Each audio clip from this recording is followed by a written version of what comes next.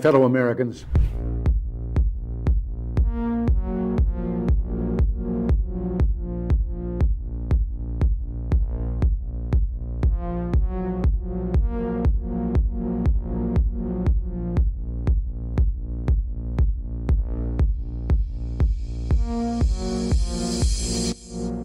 You might be wondering, why in the world is there a 30-minute countdown before the show starts? Well, we actually start live every day at 4 p.m. Eastern time, so this whole 30-minute countdown is a chance for YouTube and Rumble to send out their alerts and notifications, so we encourage you to gather up and hang out with everyone in the chat room. So every day at 4 p.m. Eastern time is when we do this show live. You can join us for the countdown if you like, or just set your clock and reminder that at 4 p.m. Eastern is when we go live. You can also make sure you subscribe and turn on that bell notification, so hopefully you will get a notification. What do you have to say about dictators of countries like Indonesia, who we sell weapons to, yet they are slaughtering people in East Timor? What do you have to say about Israel, who is slaughtering Palestinians, who impose martial law? What do you have to say about that? Those are our allies. Why do we sell weapons to these countries? Why do we support them? Why do we bomb Iraq when it commits similar problems?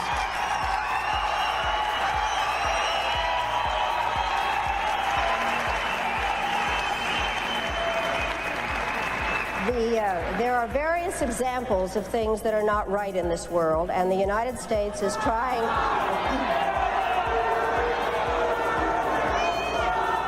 I really am surprised that people feel that it is necessary to defend the rights of Saddam Hussein, when what we ought to be thinking about is how to make sure that he does not use weapons of mass destruction. I'd like to... Who are shouting? Just a moment. I'm not defending him in the least. What I am saying is that there needs to be consistent application of U.S. foreign policy. We cannot support people who are committing the same violations because they are political allies. That is not acceptable. We cannot violate UN resolutions when it is convenient to us. You're not answering my question, Madam Albright.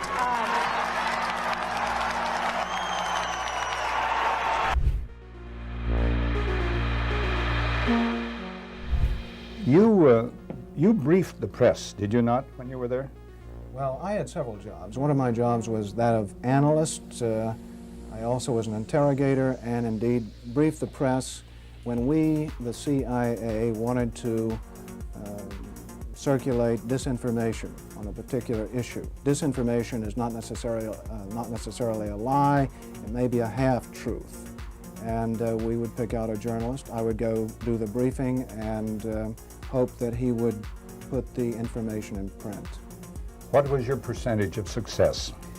We were pretty successful in planning information of a rather rarefied nature. For instance, if we wanted to get across to the American public that the North Vietnamese were building up their force structure in South Vietnam, I would go to a journalist and advise him that in the past 6 months, X number of North Vietnamese forces had come down the Ho Chi Minh Trail system through southern Laos.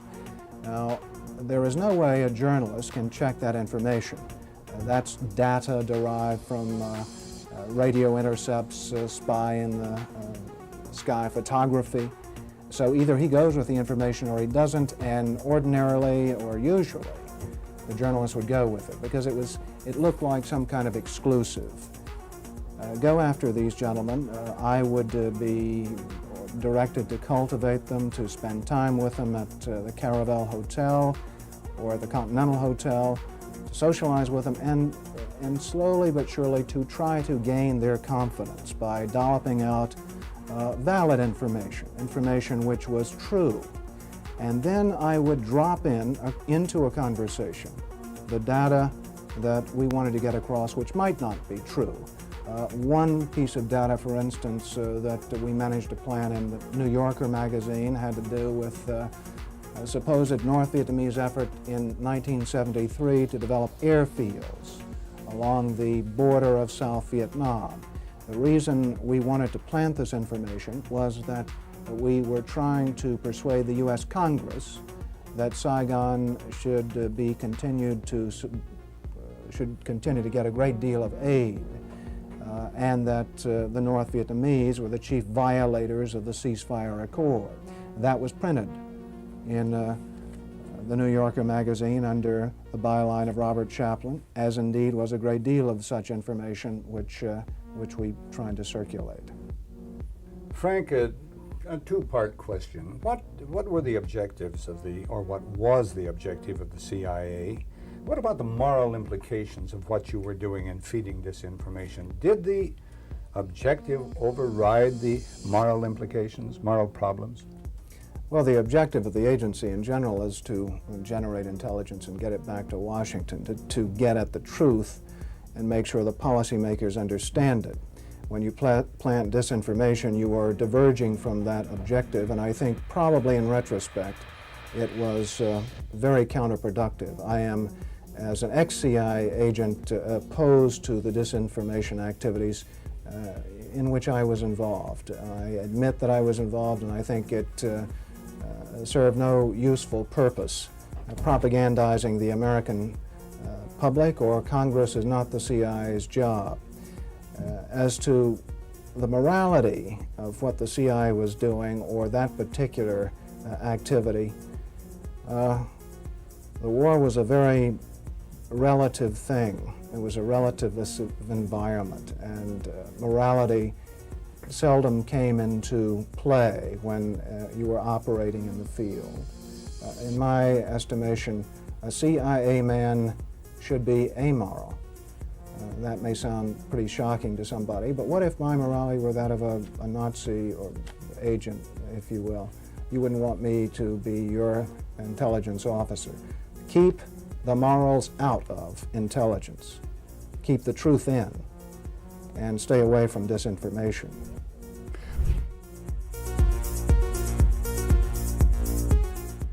It would have been more appropriate for Mr. Trudeau, Prime Minister of Canada, to address this House according to Article 144, an article which was specifically designed to debate violations of human rights, democracy, and the rule of law, which is clearly the case with Mr. Trudeau. Then again, a Prime Minister who openly admires the Chinese basic dictatorship, who tramples on fundamental rights by persecuting and criminalizing his own citizens as terrorists just because they dared to stand up to his perverted concept of democracy, should not be allowed to speak in this House at all. Mr. Trudeau, you are a disgrace for any democracy. Please spare us your presence. Thank you. And it might sound radical, colleagues, but the answer to war is not more war, it's peace. And peace isn't delivered by the barrel of a gun, it's delivered by diplomacy, by dialogue. You can wish away your continent's history, but we share a continent with Russia. We will sit down with Russia. There will be a negotiated peace, and this organisation should be promoting it earlier rather than delaying it and making sure that more Ukrainians die. Your feigning of sympathy rings hollow. It makes me sick, to be honest with you.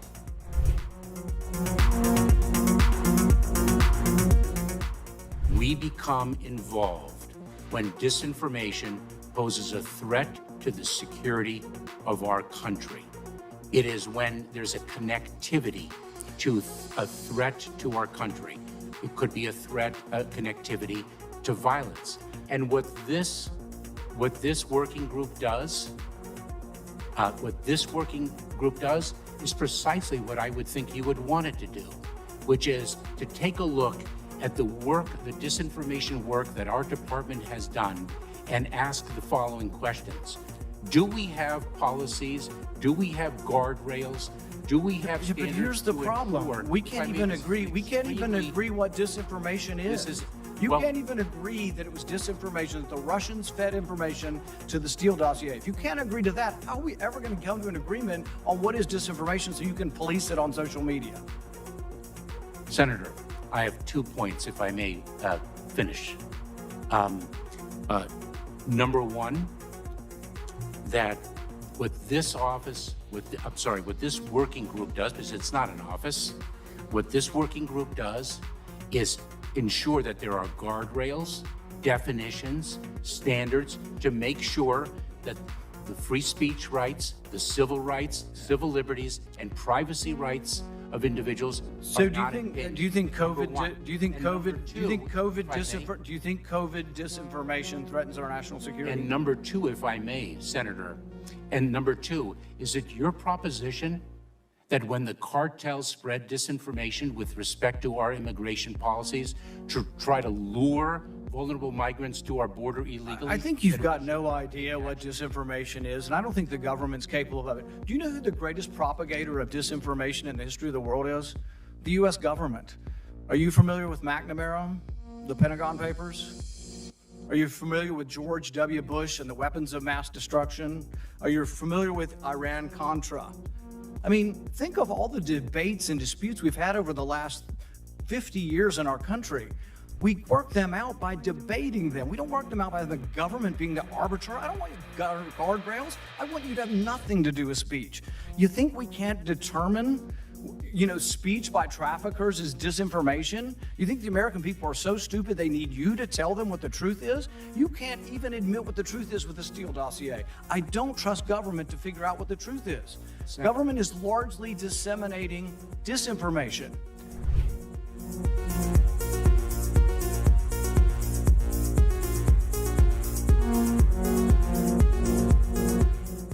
You would know this this is a bit of an aside, but in terms of how you think about problem sets, when I was a cadet, what's the cadet motto at West Point? You will not lie, cheat, or steal, or tolerate those who do. I was the CIA director. We lied, we cheated, we stole. It was like we had entire training courses. We had a good discussion on ensuring global energy security and adequate oil supplies to support global economic growth, and that will begin shortly. I'm doing all I can to increase the supply for the United States of America, which I expect to happen. The Saudis share that urgency, and based on our discussions today, I expect we'll see further steps in the coming weeks. Are you worried about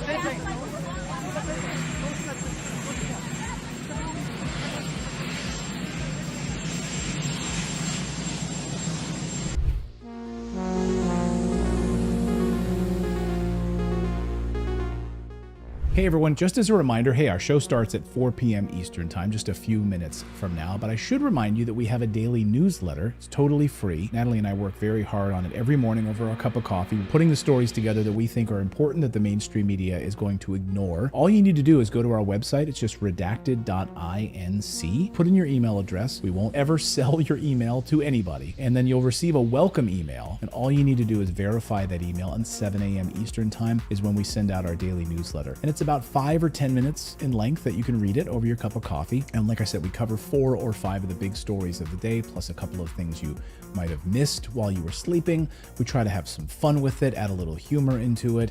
And again, it's a great way to start off your morning. But it's also a great way for us to stay connected with you as well, because we've been banned and blocked on some of these platforms before, where we haven't been allowed to post anything, not even a community post. So the only way for us to stay connected with you is through our newsletter. We were able to send out a newsletter and say, hey everyone, we're blocked for the next week, and let you know what was actually going on with our show. Anyway, go to redacted.inc and sign up for the free newsletter, and it'll be posted first thing in the morning over your cup of coffee.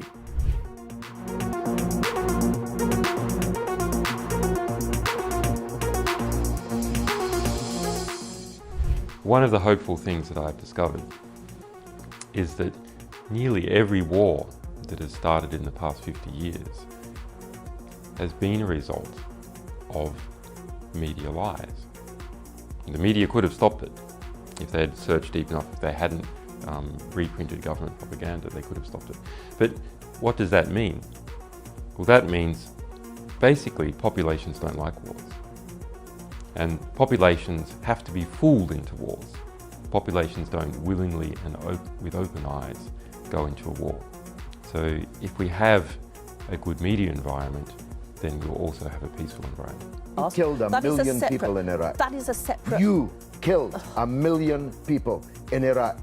It's incredible that you have the brass neck to be sitting here now urging another Iraq war George, after if what I you've was still already in done. Parliament,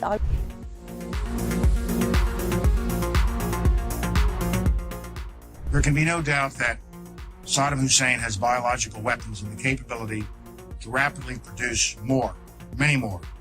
And he has the ability to dispense these lethal poisons and diseases in ways that can cause massive death and destruction.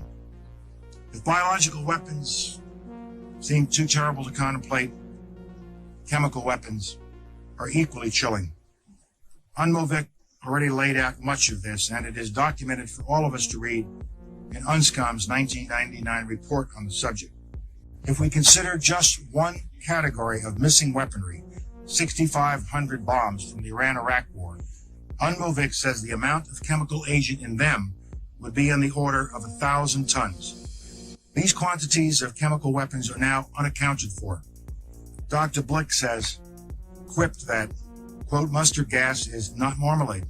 You are supposed to know what you did with it. We believe Saddam Hussein knows what he did with it, and he has not come clean with the international community. We have evidence these weapons existed. What we don't have is evidence from Iraq that they have been destroyed or where they are. That is what we are still waiting for.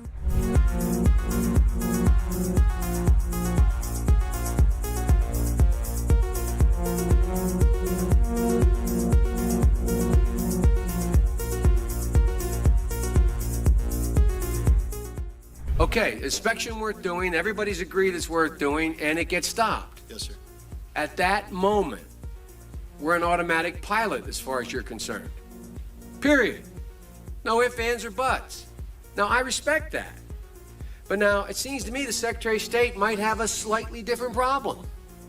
Secretary of State might be sitting there and saying, now look over there on that side. Now, I remember so-and-so and so-and-so and so-and-so, and the 12 people on this side, they're all the ones that said they didn't want to use force. Now, I'm going to have to go tell the president now that we should, or Secretary Cohen, unleash whatever it takes to get it done. And our military assessment is the same as the major's. The major's assessment is, privately held but publicly acknowledged later, that airstrikes alone aren't going to do this. Saddam's not going to cave on this. So, now here's the deal. I recommended the president have at it and let the chips fall where they may. A reasonable position for the Secretary of Defense, the Secretary of State to take. But I respectfully suggest, Major, I respectfully suggest they have a responsibility slightly above your pay grade. Slightly above your pay grade. To decide whether or not to take the nation to war alone, or to take the nation to war partway, or to take the nation to war halfway. That's a real tough decision. That's why they get paid the big bucks. That's why they get the limos and you don't. I mean this sincerely. I'm not trying to be flip, because I think, and that's why I said at the outset, the reason why I'm glad you did what you did, we should come to our milk. We should make a decision. But in terms of whether the Secretary of State has no more to consider than you do as the arms inspector. You didn't get in, didn't get my job done, get me in. Period. You made the deal, right? That's the deal. A deal's a deal. Get me in. Scott Ritter, I'm ready to go. It's not how it works. Now, maybe it should work that way. But wouldn't you acknowledge that if you were President of the United States or the Secretary of State, you'd sit there and say, now, okay, old Scotty boy didn't get in. We said he should get in. We want him to get in. It's important that he does get in. They're not going to let him in, so what are we going to do now? We know that France and Russia aren't going to be with us. We're quite confident China's not. We've already run those traps. They're not there. We're not sure where the United States Senate is, but have at it, boys. Go get them. And by the way, Scott and the boys say air power's not enough. I think it's a legitimate debate, Major. I think it's a legitimate debate. But I don't think we should be putting it in the context of, you have somebody up there at state saying, look, how can we weasel out of this agreement? We want to let this guy out there hanging. We're not this. It's a very practical political decision. Same kind of decision General Powell made. Same kind of decision President Bush made. Every president, every Secretary of State has to do it. Like I said, They get paid more than you. Their job's a hell of a lot more complicated than yours. They may have made the wrong decision, and you brought it to light. We should address it. We should say straight up where we are, and we should do it. And for that, I thank you. But it's above your pay grade.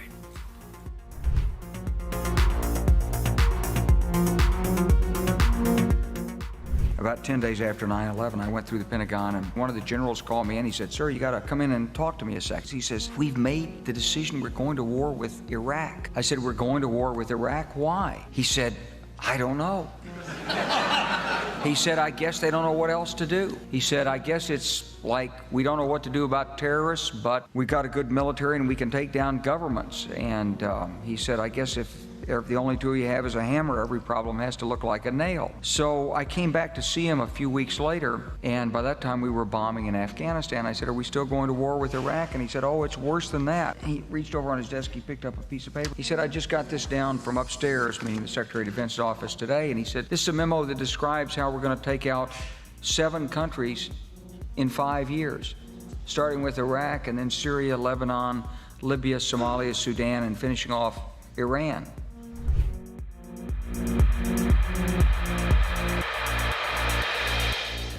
Hey everyone, Clayton here. The show is going to start at 4 p.m. Eastern Time. I should remind you that we have a VIP community. It's our Redacted Rebel VIP community. Now, this show is totally free, what you're watching right now, right? You can subscribe here on YouTube and Rumble, totally free.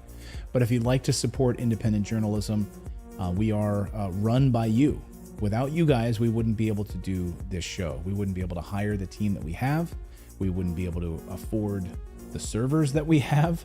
We wouldn't be able to afford the reporters that we have, the team that we have. So you can support us by going to redacted.inc, and on the right side of your screen, you'll see a VIP community button. Just click that, and for the price of a cup of coffee once a month, you can support us. We put out exclusive content, early interviews that no one else will see, live streams just for our VIP Rebel community. So again, it's totally free to watch this show, but if you do want to support independent journalism, we would really appreciate it. Come on over to redacted.inc, click on that community button, and decide if you want to sign up or not. It's totally up to you. We thank you. And meanwhile, the show will start in just a few moments at 4 p.m. Eastern Time.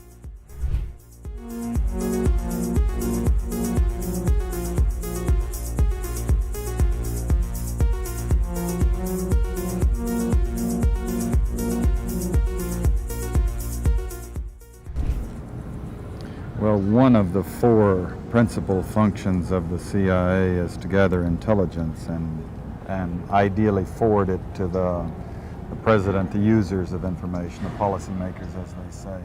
There are other functions, however, some of them more legitimate than others. One is to run secret wars, the covert action that's written and talked about so much, like what's happening in Nicaragua today from Honduras. Another thing is to disseminate propaganda to influence people's minds, and this is a major function of the CIA. And unfortunately, of course, it overlaps into the gathering of information. You have contact with a journalist, you will give him true stories, you'll get information from him, you'll also give him false stories. For example, in my war, the Angola war that I helped to manage, 1/3 of my staff was propaganda. Ironically, it's called covert action inside the CIA. Outside, that means the violent part. I had propagandists all over the world, principally in London, Kinshasa, and Zambia. We would take stories which we would write and put them in the Zambia Time, and then pull them out and send them to a journalist on our payroll in Europe. But his cover story, you see, would be that he'd gotten them from his stringer in Lusaka, who had gotten them from the Zambia Time. We had the complicity of the government of Zambia, Kenneth Kaunda, if you will, to put these false stories into his newspapers. But after that point, the journalists, Reuters and AFP, the management was not witting of it. Now, our contact man in Europe was, and we pumped just dozens of stories about Cuban atrocities, Cuban rapists. In one case, we had the Cuban rapists caught and tried by the Ovimbundu maidens who had been their victims, and then we ran photographs that made almost every newspaper in the country of the Cubans being executed by the Ovimbunda women who supposedly had been their victims. These were fake photos? Oh, absolutely. We didn't know of one single atrocity committed by the Cubans. It was pure, raw, false propaganda to create an illusion of communists, eating babies for breakfast and that sort of totally false propaganda.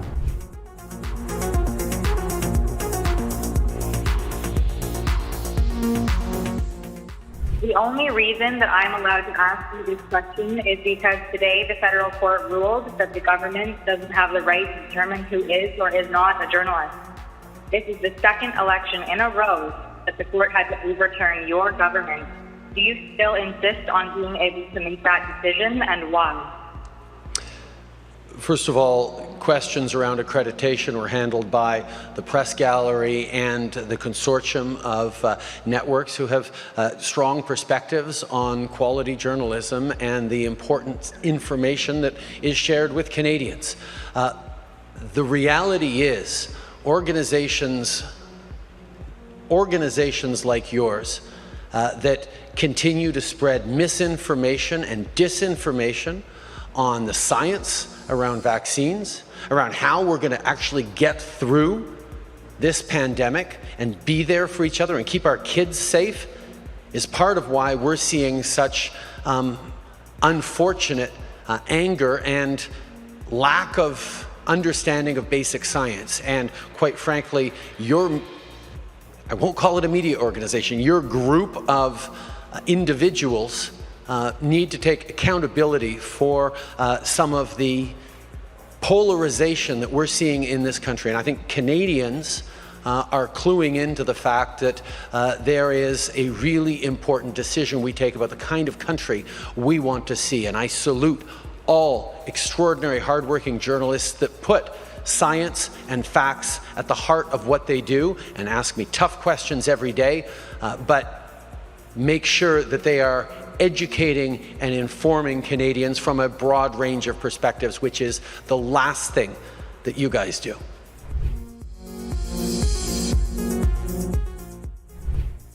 Whatever our hopes may be for the future, for reducing this threat or living with it, there is no escaping either the gravity or the totality of its challenge to our survival and to our security.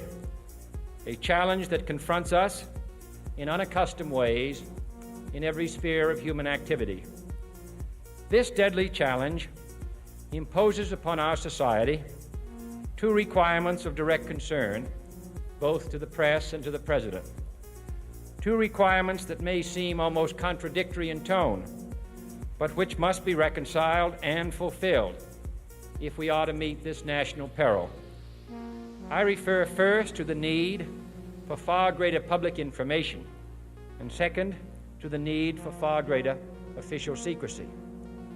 The very word secrecy is repugnant in a free and open society, and we are, as a people, inherently and historically opposed to secret societies, to secret oaths, and to secret proceedings.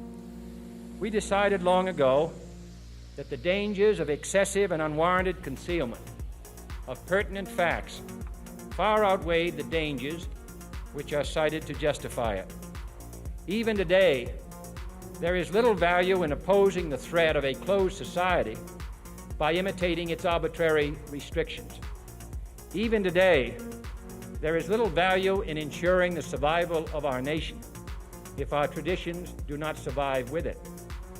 And there is very grave danger that an announced need for increased security will be seized upon by those anxious to expand its meaning to the very limits of official censorship and concealment. That I do not intend to permit to the extent that it's in my control.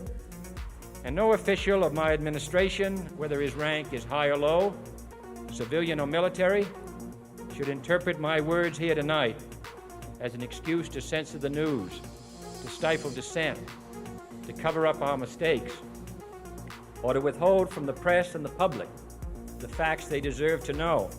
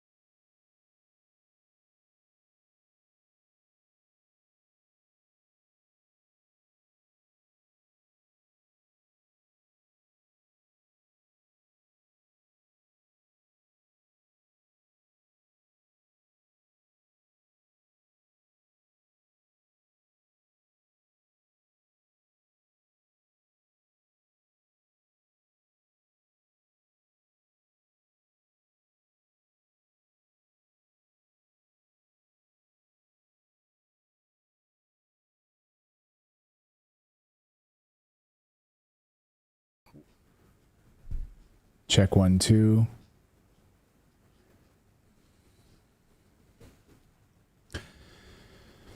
Hey everyone, welcome into Redacted on this Tuesday. I am Clayton Morris. I'm Natalie Morris. And on this show, we cover the news that the mainstream media largely ignores. And tonight, we have a lot of news to get to on your Tuesday. We're going to look at the war in Ukraine as the United States State Department admits, well, it was all a lie. They've been lying to us the entire time about this war. The corruption in Ukraine is second to none. They've been downplaying the corruption there, but now new State Department documents show quite the opposite. So will the Biden administration actually admit now what they've been hiding all along? We'll cover that on the show. We have an update for you on the human trafficking scandal that continues throughout the world. We've followed this as it relates to various irregularities, and we have a lot there. Speaking of irregularities, do you think hotels should be retrofitted with wider hallways and bigger elevators for obese people? That is what one influencer is advocating for. That's right. We're also going to look at Justin Trudeau and what's happening in Canada. So in Canada, of course, the lies continue to pile up. The Trudeau government is leading the charge now and is continuing to make sure that independent journalists can't really report the news. So the move towards the Online Safety Act in Canada is growing louder, and the registration for journalists and podcasters and new media in Canada is now a fact. And now, so independent media is now going to have to put these things into place in order to be registered and to publish their content in Canada. This is what you call authoritarianism. This is what you call tyrannical. Redacted starts right now.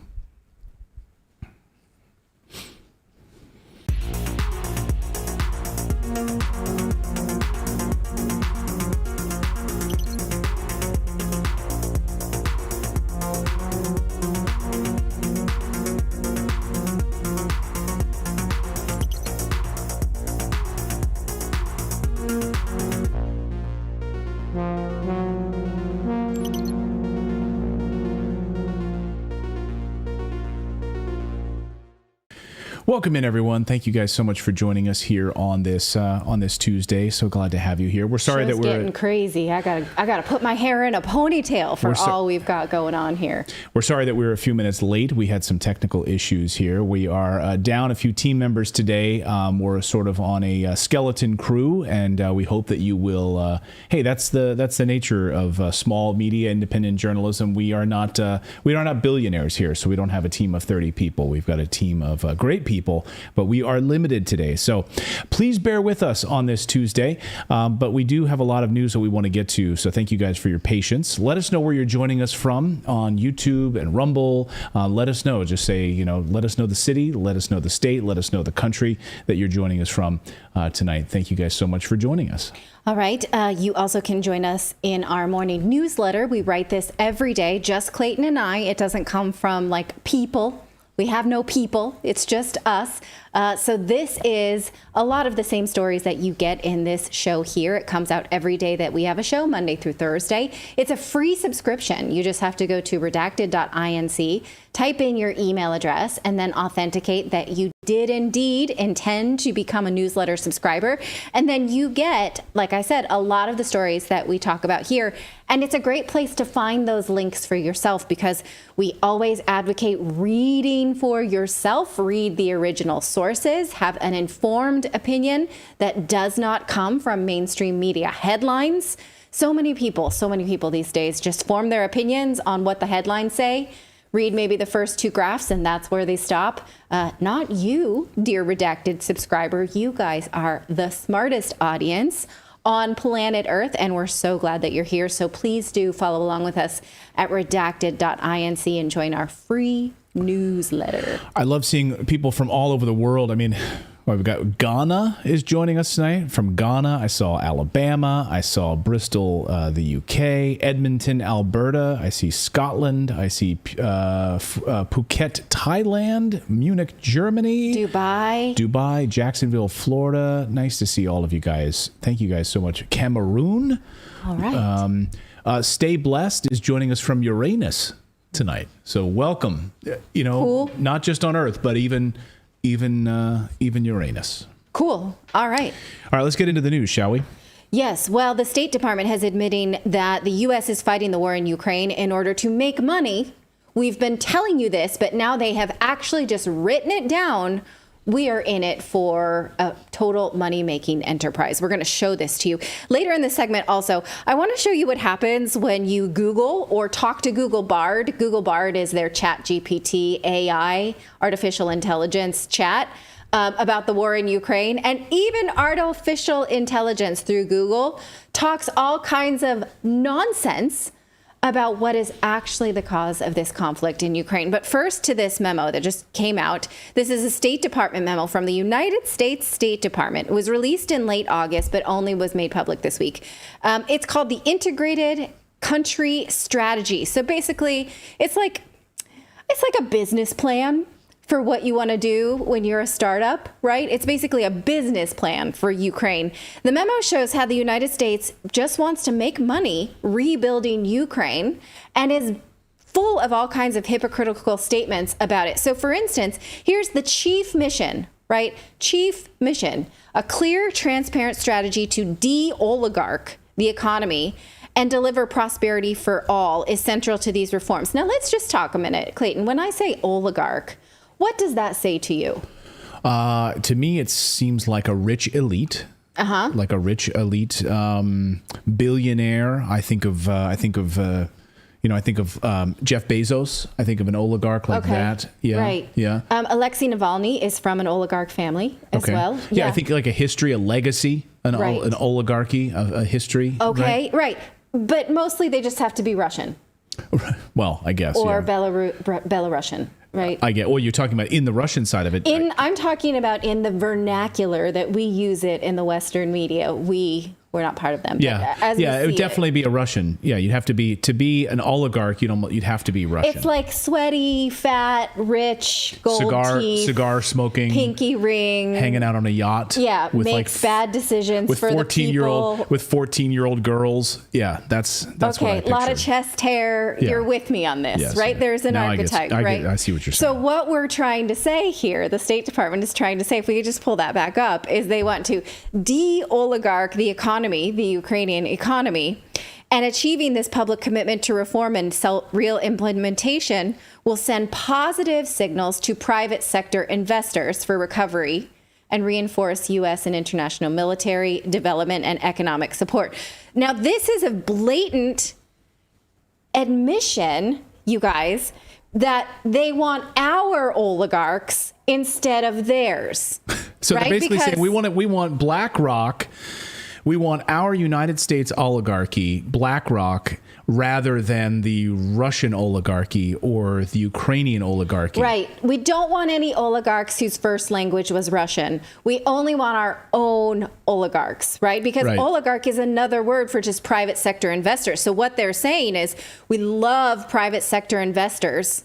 We don't like oligarchs. They are the same thing. That's just media spin. I guess they don't think that we know this.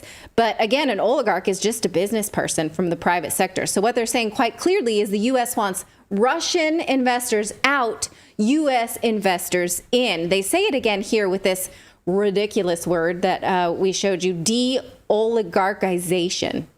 Say that 10 times. Yeah, who came up with that? The de-oligarchization. Stupidest thing I ever heard in my whole life. Yeah. Particularly of the energy and mining sector is a core tenet to building back a better Ukraine, as the political control wielded by the oligarchs who rose since Ukraine's independence has fueled a system of corruption and anti-democratic trends. That's wrong. I just finished a book by Thane Gustafsson called The Bridge about the energy sector as it's developed from the 1960s between Ukraine, Russia, and Western Europe. So no, that's wrong. Do a little research. That's actually not that these oligarchs rose up since Ukraine's independence. It was a lot more interconnected than that.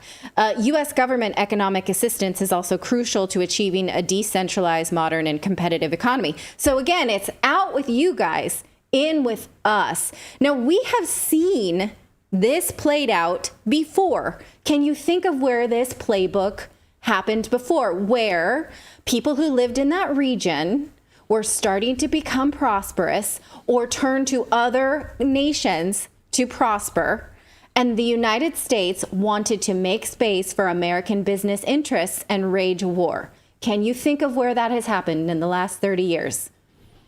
You don't have to answer. I'll answer for you. Iraq is one. Syria is one. Afghanistan is another.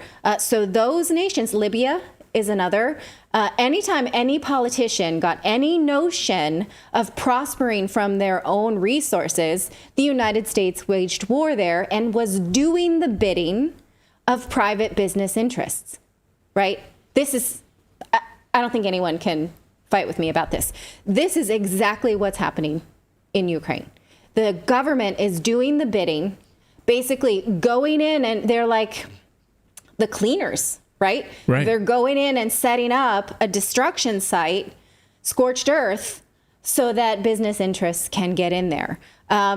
Is this what we stand for as Americans? I don't. I like the idea of strong American companies that compete fairly and no one has to die. I'm fine with international competition and investment, but fairly, without death, no death. So this whole thing was leaked, by the way, right? No, it says it says on the front page for public release.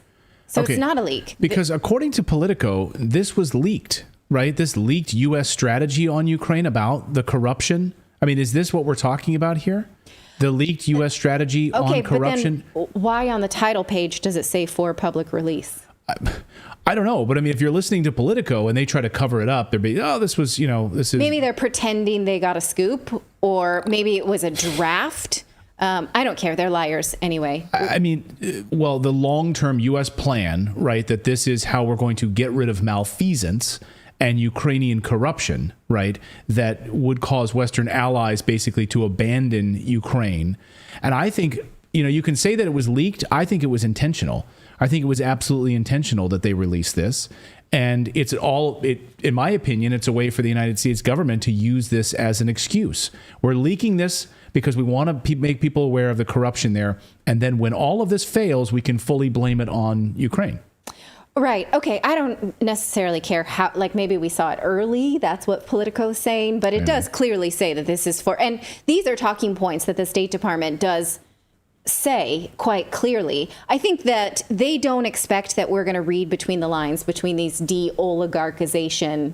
I think they think that's totally fine because they've done their bidding of successfully branding oligarchs as this archetype that we talked about, the hairy, sweaty, right, shirtless, open silk shirt type character, right? And so I think most Americans would read this and be like, yeah, out with those oligarchs, in with Jeff Bezos or whatever. Now, I don't know what Jeff Bezos' interest is in Ukraine. We're using him as an archetype of American oligarch. So don't get me wrong. I don't know anything about that. Now, is this, again, the State Department saying that we need to increase American presence in Ukraine in order to actually pull this off? Because, they need a lot of cultural exportation in order to tell people to do it our way. What they call it is a leveling up in Ukraine, level up U.S. presence to secure the future. But in order for all these wonderful things to happen, what they think, U.S. contractors get a big job to rebuild Ukraine. U.S. diplomats everywhere spreading Western messages. Ukraine first has to, they say, slay the corruption dragon. Someone's been reading their Joseph Campbell. Okay, as if it's just look how they say it. Slay the corruption dragon once and for all. It's just this petty little thing. They need to stabilize and invigorate Ukraine's economy and advance greater integration into global markets. Ukraine should espouse Western standards and practices. Slay that. We're not corrupt. Right. Espouse Western standards and practices. Yeah. Basically, be more like us, like me, darling, not like you. That little thing that has called corruption that has Ukraine at the top of corruption lists all throughout Europe. That has kept them off the EU membership. Go ahead. I was going to say, can we just call this what it is? It's a total lie and it's an obfuscation. They've been literally saying for a year and a half now that Ukraine has made major strides in its corruption. We do not have that level of corruption anymore. They are now they are really a standard for how you can really turn your country around. But here in black and white, it shows that the United States government actually doesn't believe that. The Biden administration knows better than that. They absolutely do not believe that Ukraine has turned itself around, that it is massively corrupt. But they're not telling us that publicly. Jake Sullivan, all of those clowns in the White House press briefing room, at the State Department briefing room, the Department of Defense briefing room, all of them have been lying to us, telling us that their corruption has been eliminated, that this is a bastion of democracy. You are sending your taxpayer dollars to Ukraine to fight for democracy. Their democratic standards are what we're fighting for. It's all been a lie. Absolutely. And, the way that it's written here so capriciously, it's almost like, yeah, we'll get married once you stop smoking. It's like a tiny little thing, like just Right. that little corruption thing. But, they won't have much choice once we move in there. Once the mother-in-law moves in, you're screwed, right? I would just like to remind you of a few ways that Ukraine is still corrupt. Paying off politicians, benefiting from the private sector and public sector. They have their own oligarchs. They do. Terrorizing opposition leaders, banning opposition media, closing churches. They have no religious freedom. That little thing called corruption that we're sending all of our taxpayers towards supporting. Now, after they tear down, this corruption little business, then they, I guess, think the idea is not we wait until we win, even though this memo is full of like, we're going to win. They say, but Russia still has 22% of land that used to be Ukraine's. And so we may just have to keep fighting and we'll do all this rebuilding, even though we're going to gain back that land. So let's again look at the map of the conflict, as we like to do here. Even the State Department saying that they're not really gaining much land, but we think they're still going to win. What you're looking at there in red is the Donbas region. Those are the people that asked Russia to come in and protect them from increasing attacks from Ukraine in 2021 and 2022. Russia's parliament voted to do that, even though Putin didn't want to. And they came in and set up that line since March of 2022. Now, that's why we won't use the term unprovoked Russian invasion. They were asked by those people. Those people later voted to become a part of Ukraine. Those people to become a part of Russia. Those people now are prevented from being further attacked by the line there. So Ukraine continues to throw men's lives against that border, hoping to push back that red. The red hasn't moved. It hasn't moved much at all in all of 2023. Now, the State Department can sort of keep going on about this, like we can rebuild. I saw a funny comment in the chat saying build back better, the Joe Biden campaign line. Yeah, but it's for Ukraine, not for the US. Ukraine, Yeah. right. They can pretend the war was in Kiev and, then secure some lucrative contracts for the U.S. while firing young, innocent lives at that line. I mean, who cares? It's not American lives, right? I guess we're not supposed to really care that much as long as, we keep throwing stuff at that electric fly swatter. Meanwhile, the Pentagon sent a letter to Congress admitting that the U.S. is running out of money and weapons to fund Ukraine. President Biden admitted on Saturday that if Ukraine was part of the shutdown negotiations behind the scenes, well, that, we don't know. That's something that the Biden administration absolutely doesn't want to happen. Now, why was our government shutdown based on Ukraine? You may be asking yourself, even though the negotiations seem to be cooled for a minute. Well, here's White House Press Secretary Karine Jean-Pierre at a loss for words at the same thing that we're all pondering. Is it possible the president made a deal that you don't know about? I'm just saying that I'm not going to go beyond what the president said. Just not going to go beyond. Was what he said true? I'm not going to go beyond what the president said. So you won't say that what he said was true? I'm not going to go beyond what the president You're said. declining to say that what he said was true. I just answered. Go ahead. Okay. Well, she doesn't want to get thrown under the bus. So were these negotiations, in fact, true? Was the government shutdown tied to Ukrainian funding? And so we're going to keep the government open only if we allow government funding to go to Ukraine? And the president says that those were part of the negotiations with House Speaker McCarthy, and she won't further talk about it. She can't talk about it. It's like, you can't. He said it. You're not confirming that what he said is true. Those negotiations did happen. We're going to fund Ukraine rather than basically fund our own government. Right. And so, these lies from the State Department are necessary to continue this propaganda that this must continue to happen. Just today, I was experimenting with Google Bard, and I was looking for... What is Google Bard? Google Bard is the ChatGPT competitor. It's an artificial intelligence sort of chat back and forth that Google launched recently, because I was looking for a headline that I had found about 2 weeks ago, and I just couldn't seem to find it. So I asked Google Bard to go find it for me, and it refused because, and I wish I can remember, and I didn't mark it, but the headline said, I think it was some Western source, either Europe or NATO admits that Russia has gained more land in 2023 than Ukraine, which is true. We've been watching this map all along. And so I asked Google Bard to go find it for me, and here's what I got. I know this is hard to see. They basically said Russia has not gained more land since the counteroffensive began in June 2022. Well, that's not when the counteroffensive began. That's a year later. They're saying, in fact, Ukraine has retaken some territory, including Kherson. And you see what I wrote down below? I was like, this is not true. And it responded, oh, yeah, I'm sorry. I have reviewed some reports, and you're right. Russia has gained more land. So, I literally had to teach it. You had to teach Google. Because it was telling me. But it's hilarious that they say Russia has not gained more land, and Ukraine has gained in these 3 ways. And it gives me these 3 bullet points. By Western military aid is how Ukraine has gained, not land, but they're telling me ways. Also, high morale. What the F? So they've gained because of high morale? That was their second reason? Because of high morale. I don't know if you saw because of Russian logistical problems. I don't know if you saw the massive parades that were taking place today, the funeral processions that were taking place today in Ukraine, carrying coffins of dead soldiers out, where people were lining the streets crying as their Ukrainian young men are just being carried by coffins. Open caskets, by the way. It's horrible images to see. If you want to see them, you can absolutely see them. That's the high morale that Google's talking about? Right.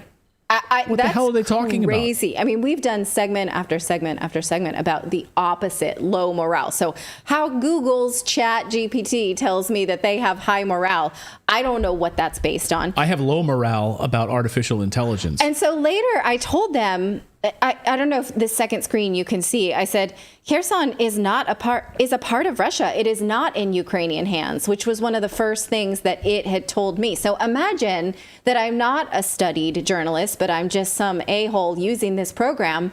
I would just be like, oh, great, they gained back Kherson. That's not true. I know that that's not true. So I told them this AI, and they said, oh, yeah, you're right. That's true. You are correct. Kherson is currently under Russian occupation. However, international bodies don't recognize that. It was a sham election, yada, yada, yada. I proceeded. This is how I was using my time this afternoon. And I heard her yelling from the other room. I proceeded to have an argument and say, how do you know it was a sham election? Oh, sources say, I mean, it was, but I just want to point out this last point that I ended this conversation, because Google Bard and I were having a fight, and I said, okay, well, it was like Westerners are, condemning Russians' occupation, the Russian election, blah, blah, blah. I said, oh, well, when will Ukraine be condemned for attacks on the Donbass and Crimea? And they gave me a very existential answer, like, yes, that's been accused, but we don't know that it's real. The International Criminal Court is currently investigating that, but it's too early to say when it will be. Okay, it's been going on for 10 years, but it's too early to say. It's possible Ukraine will never be condemned for attacks on the Donbass and Crimea.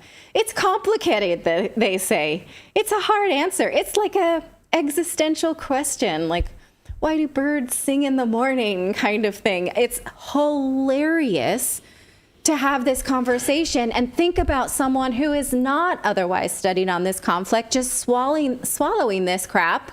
Be like, yeah, that's how it is then. Okay, got it. Yeah. Crazy. Yeah.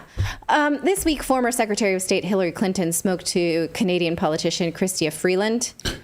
She's a COVID pusher, among other things. Among other things? Yeah. And she said that the U.S. is supporting the war in Ukraine to warn off China. Watch. Now, I agree with you, Madam Secretary, that the single strongest message of deterrence we can send to China is a decisive Ukrainian victory. That is something. That is the message that says to all the world's dictators, you know what? Democracy is prepared to fight back, and democracy can actually win.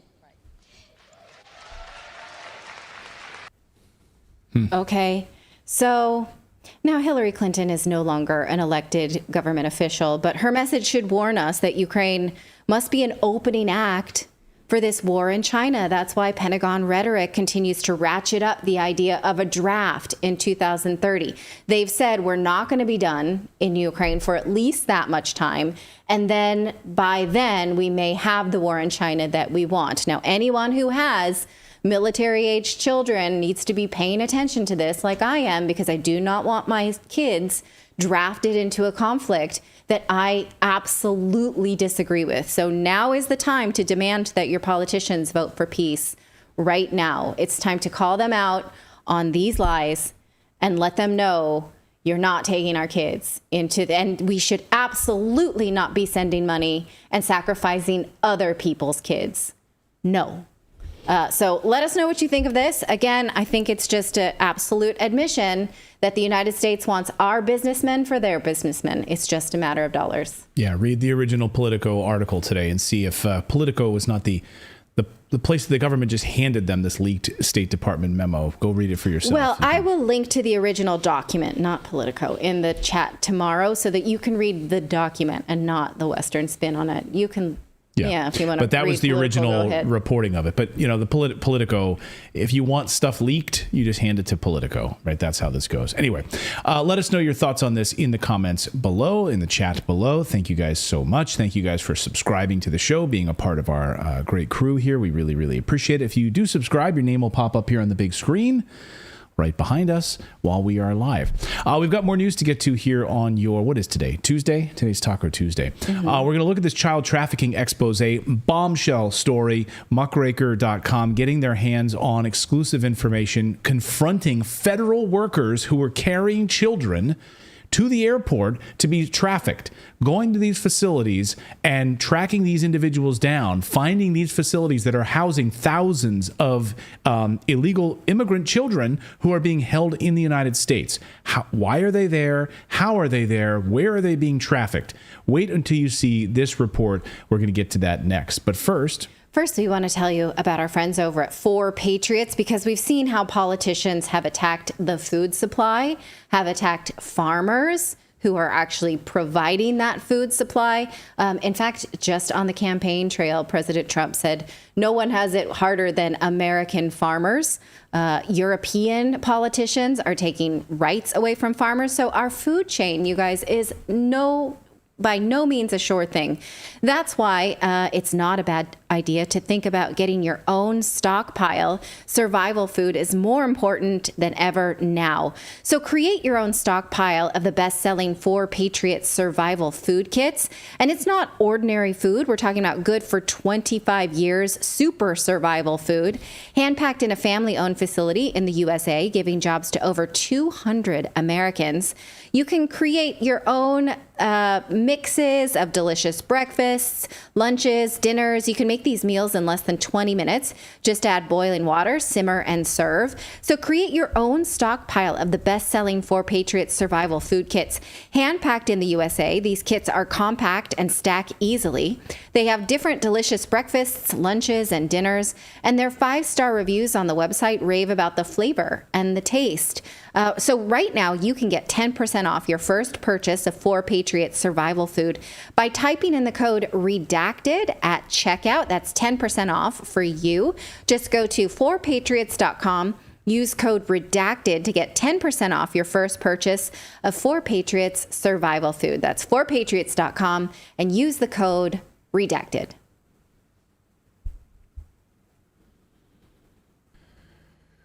Well, America has become the largest trafficker of children anywhere in the world, as we've been covering unaccompanied children pouring across America's southern border, held in mysterious guarded facilities throughout the South. As we reported months ago, former Walmart buildings, which are now set up with guard shacks out front. Try to go into those facilities and you'll be met with armed security.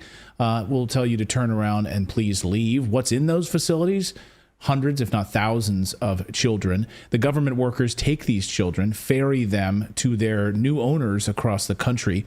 Anthony Rubin from muckraker.com is exposing this entire ring, has done an amazing job of trying to get answers about what is happening right in front of Americans' faces. They track down these federal Biden administration workers and ask them a few simple questions. Hey, where are you taking these children? You're at the airport. Where are you taking these children? Watch this. Hey, what company are you guys with? Where are you guys taking this kid? Is this your kid here? Sir, is this your kid? All right, and Anthony joins us now. Anthony, great work on this. What surprised you the most when you started trying to get answers from these federal workers as to where they're taking these children and what they're doing with these children? Yeah, I mean, I would say the biggest thing is just the level of secrecy behind the whole thing. So when you watch that video, you'll see that, you know, you go up to them with the camera and you ask them a question. Hey, are these your kids? Hey, where are you taking these kids? Hey, who do you work for? And the response is to, you know, throw a mask on the kid, or to hide their name badge, or to say, get the camera out of my face. I mean, you would think if it was on the up and up that they would just be like, hey, you know, listen, I'm not trafficking kids. I'm not doing anything wrong. Here's who I work for. Of course, sir. Of course, sir. You know, everything's on the up and up here. I mean, who would want, if it was on the up and up, you would want to make that very clear, right? But the fact that they're just totally dead silent, that they hide their name badges, I think, for me at least, tells me everything that I need to know. So how did you find these individuals without revealing your sources? I mean, were you tracking them from their location, the facilities where they were keeping these children? No, I mean, listen, to be totally transparent, it's not even that difficult. I mean, McAllen is a major hub, right? I mean, all these people are pouring into the Rio Grande Valley, and McAllen International Airport is a major transit point. And so all I did was I just showed up there. I would be there from like 6 in the morning until maybe 11 in the morning. And I would just wait there with my camera. And then sure enough, I mean, there ends up being a point where they just all start flowing in, maybe from like 8 to 10 or 11, they just all start pouring in at once. And I mean, at certain points, there's just so many white vans. It's like van after van after, you can't even keep up with all of them. And that's every day. And so I just did that for a few days and eventually had plenty of footage. I was like, all right, that's that. But it wasn't even that difficult. Just show up and wait. So let's go back to the facilities then, because as we've covered here on the show with some whistleblowers who worked at these facilities, these former Walmart buildings, which are now turned into basically facilities where they're housing a lot of these children. Can you speak to those facilities, the people that are working there, what's going on there, and how are these children winding up in these facilities? Yeah, absolutely. So they get the children after they cross over the border. And, you know, I included in my video footage of children who are coming over here drugged up and incapacitated. I mean, they look like rag dolls. So that's part of it. So then they get these children and they're putting them in these different compounds. And I stopped at about 5 compounds across the state of Texas. There's many more. But when you look at these, I mean, these are secure compounds. Some of them, there was one in Pecos, Texas. And Pecos is a very small town. I believe the population is less than 10,000 or around 10,000. Let's just be directionally accurate and say that. And there are these camps. There's 2 camps actually in Pecos. I only filmed one. And the population of those 2 camps combined is like roughly 50% of the population of Pecos itself. And so then to get deeper into it, you look at the footage of the Pecos camp, which only holds children, and it has two layers of fencing, right? So it's double fenced. There's literal guard towers on the perimeter, and it's surrounded by these floodlights. And I mean, it's anybody's guess. I mean, why is a camp that only holds children having such a high level of security? I'm not too sure. It definitely does not look good. So when you tracked these federal agents, well, I guess maybe they are federal workers. I mean, do you know what agency they worked for when you confronted them? Were you able to tell from their ID badges where they refused to tell you where they work? Right. You're asking them and they won't tell you, right? Right. So there was one, if you look at one of the first individuals in the video that I go after, I do a close-up on his badge. He appears he works for the Department of Homeland Security. And then all the other people, as to the best of my knowledge, are working for either MVM or Southwest Key. Those are 2 government contractors that are doing this escorting operation. And if you do a deep dive into those companies, both of those companies have an extremely checkered past, especially Southwest Key, who in the past had, very recently, in April of 2023, there was a Southwest key employee who was charged with groping children on an airplane. Right? So some of these kids are being brought into these airplanes by these escorts, and there's actually escorts that are groping them. And I mean, that's just one of them that's been caught. I mean, who knows how many gropers there are that are still at large right now. And so the Department of Homeland Security, presumably to do what with this child? I mean, taking him to a location, to some sort of a family that's paid to have this child? I mean, where is the Department of Homeland Security involved in this process in ferrying children? I just can't wrap my head around it. Yeah, so all these children are coming over, and it's kind of a question of, well, so we have this open border, tens of thousands of children coming in every month, and then what are you going to do with them? I mean, you can't let them loose in the streets. So I wouldn't say it's so much DHS wants these kids to be sex trafficked or have their organs harvested as much as it's just out of sight, out of mind, right? Do something with them. So just ship them to the homes, and as long as they're off the streets and we don't have to deal with them, that's that. And as far as I'm concerned, that's, their level of involvement of this, but I'm not saying they're washing their hands and somehow they're innocent. No, they're complicit in this operation. Absolutely. Anything that happens to those kids, they're responsible. And we know from whistleblowers that these families, these mysterious homes where these children are being taken, often wealthy families, a lot of them in Florida right now, a lot of these wealthy families in Florida. And according to the whistleblowers, that they may not really have any connection to these children whatsoever. Maybe some sort of a loose affiliation. They may be able to claim some sort of a loose affiliation, but they don't do any background checks to make sure and verify that, this is in fact a family member that we're taking them to. They're just dropped off. They're given a lot of these they're basically children who are ferrying a lot of these kids, right? They're young men. They're not older. They're just kind of fresh out of college, ferrying these children to these locations and not asking a lot of questions. Absolutely. So you mentioned that a lot of them are ending up in Florida, which is unfortunate, right? Because Florida is such a great state, but that is the truth. And there was a Florida grand jury that was put together, and they did a whole deep dive investigating just this, right? They're investigating UACs, unaccompanied alien children that were being dropped off in Florida, and they did a whole deep dive. And they found that there were some homes that were having 100 children sent to them. I mean, who is sponsoring 100 kids unless you're trafficking them? This is all in the report, and that report's in my video. I only take out one excerpt because if I was to do a deep dive, it'd be a 5-hour video going into every little aspect of that report. But every American, everybody watching this should go read the reports that I include in the video because it goes into exactly what you're talking about. These kids, hundreds of them being sent off to one house. There's another example in that report that they mentioned. A worker for ORR, that's the Office of Refugee Resettlement. That's the federal department that's actually in charge of taking these kids and taking the sponsor that they are going to and vetting them, quote unquote. They're not actually really doing any vetting. And then, they ultimately make contact with them and place them there. And there's an example there where an ORR case manager was actually fired because they decided to do an investigation into possible human trafficking because the superiors weren't doing anything. And they were actually fired for doing that. As incredible as that is, if you could even believe that. Talk about these facilities. Again, we've talked about these Walmart facilities, former large-scale warehouses, whatever they are, and they have guard shacks out front. You've gone to these facilities. What did you find when you were there? It's just extremely secure. Nobody really wants to say anything. They'll harass you. When I was flying my drone, I mean, I'm a licensed drone operator, but they'll come up to you and they'll try harassing you. Hey, you can't fly your drone here. I'm like, yes, I can. I'm well within FAA regulations, sir. Like, do not harass me. But they'll come after you, and they'll do everything in their power to just scare you and get you not to film. If you're filming outside of some of these Walmart centers, you have people coming up to you, what are you doing, this and that. I had, when I was working, this isn't so much at the compounds, but when I was filming at the airport, I didn't even include this in the video, again, because it was just so much information. I didn't want to overwhelm people. But when I was filming these escorts at the airport, they called the police on me. And I had the police come up to my car, knock on my window, and they were like, sir, what are you doing? Now, thankfully, the police were on my side, but they tried harassing me like that. They filed a police report, and that's what they'll do. It's it's called lawfare, right? I mean, they'll weaponize the legal system against you and just try to scare you out of exposing them. What about tracking these children once they leave these workers' hands? What sort of a system do we have in place that's finding out where these kids are going, or if anything? Is it out of sight, out of mind? So what happens is ORR does a 30-day wellness check. I mean, it's not even a check. It's a joke is what it is.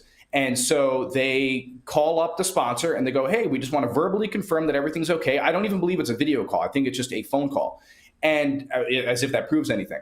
And so the 85,000 missing children number, that comes from the fact that since 2021, 85,000 of those phone calls have just gone unanswered. And there's no second attempt. There's no case with Child Protective Services. There's no police report filed. The address of the sponsor isn't marked as suspicious. None of that. It's just, they're just gone. And that's it. Nobody follows up. And so that 85,000 number, that doesn't include possibly kids that go missing after the 30-day wellness check. That doesn't include kids that maybe were already missing, but their sponsor picked up the phone and said, yeah, they're fine. Or kids that are just smuggled across the border and never detained by Border Patrol. I mean, that number, 85,000, it could be 850,000 for all we know. Incredible. Talk about the numbers you're seeing come across the border. You've been to the border monitoring what we've seen over the past couple of months, record-breaking numbers. When we see these children coming across, who's bringing them? Are they coming by themselves? We had reports last week of just a 5-month-old being found laying there. Just a 5-month-old just laying there next to a barbed wire fence. No adult around. And these are the types of people that Border Protection are having to take in, pick up and do something with. So what are you seeing when you've been at the border recently? I mean, it's all types of shady. I mean, this just over the last 30 days, I believe that the number is approaching 300,000 people in 30 days. If you could even imagine, that's just unfathomable. And so just think about the kinds of people that are crossing over, right? And think about the types of people, when you watch my video, you'll see I put tons of footage that I had of these adults, and all of the adults seem to be walking over with babies. It seems a little bit odd, right? How is it that every border crosser happens to have a baby, right? Is that what happens? You have a baby and then you decide to cross the border? I mean, it seems a little bit coincidental, right? But then you look at some of these people, and some of these guys, I mean, full-grown men, right? It's not even a mother. It's a man carrying a baby that's knocked out, totally incapacitated like a rag doll. I mean, what is that all about? Jeez. And I mean, it happens every day, and Border Patrol does nothing. I have a clip in there where Border Patrol, that was in Yuma. I just caught that last month, the clip that you guys see in the video, of Border Patrol talking to a guy who's holding a ragdoll child, and the guy looks, I mean, totally flustered. Probably not his child. I highly doubt it. And they do nothing about it. They're just like, oh, okay, cool. Yeah, let's book you guys in. They don't care. And the resources they have right now are so thin. Do you think that the Biden administration is doing anything at all to secure the border, or is this a planned operation? Because, I'll tell you how it looks to me. It looks like it's a totally planned operation.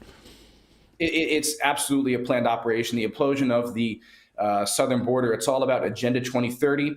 Anybody that's not familiar should read the IOM. That's the International Organization of Migration. Their white paper, it's called Agenda Migration and the 2030 Agenda, and that lays it all out in bare. It's about dissolving the sovereignty of the United States and bringing in millions or tens or hundreds of millions of people from the third world that do not understand what the United States is, that have no idea about our customs or our laws or our history. And the United States, as we know, will be gone. That's what the agenda is here. And the children just happen to be, caught up in that agenda, and they're being trafficked and exploited across the country. How many? 30? Unbelievable work. I encourage all of our viewers right now to go to muckraker.com, watch the entire expose that Anthony has done and his team at Muckraker. Done an amazing job of this, shining a light where the mainstream media is totally ignoring this story and the Biden administration is totally ignoring this story. Thank you for your great work, Anthony. We really appreciate it. Thank you, sir. I appreciate it very much. And thank you so much, Anthony. We really appreciate it. And thank you for the continued support of independent journalists like Anthony. Support what they do at Muckraker. Go to muckraker.com, visit their YouTube channel. Anthony bootstrapping this operation, being able to go out there, spend days camped out at the airport to get the information that the mainstream media won't ignore. Why is the Associated Press not doing these stories? Why is Reuters not doing these stories? Why are other members of the mainstream? Why is the New York Times, with its billion-dollar budget, not doing these stories? Well, we know why they're not doing these stories based on their reaction to the movie, the movie that was popular, the Sound of Freedom movie, is that they think that any kind of admission that child trafficking is real feeds into conspiracy theorists for MAGA extremists. Yeah. Well, we've got more news to get to here on your Tuesday. We will in a second. But first, the other day, House Speaker Kevin McCarthy came out and said, bring it on to Matt Gaetz. Congressman Matt Gaetz, of course, saying we are going to hold you to account for voting for Biden's inflationary spending, teaming up with Democrats in all of this, and not bringing any subpoenas for Hunter Biden. Why are we 8 months into this now? We still haven't had any subpoenas for Hunter Biden. Why are you continuing to fund the Ukraine war, literally tying our government shutdown to Ukraine? You flag Ukraine-wearing son of a gun, House Speaker McCarthy, who, of course, is a warmonger and supporting funneling more money into Ukraine. So Matt Gaetz, they just held the vote moments ago, and, well, guess what? McCarthy out, gone as House Speaker. Unbelievable. Here's Matt Gaetz on an impassioned floor speech. Listen to this. Hopefully you guys can hear this. Can you guys hear this okay?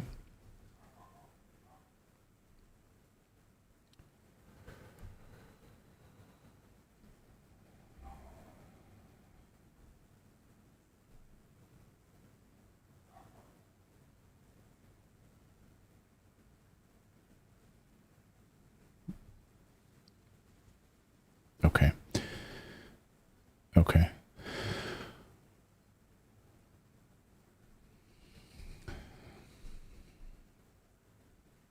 Okay.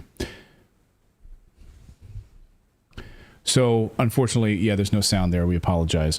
We were trying to get sound here into the system, but well, it was a barn burner. Yeah. Let me summarize. What he said is that everybody else here is taking lobbyists' money and selling out the American people. I am happy to run my campaigns on donations of $20 and $30. And he's like, boo all you want, but we're not serving the people we came here to serve.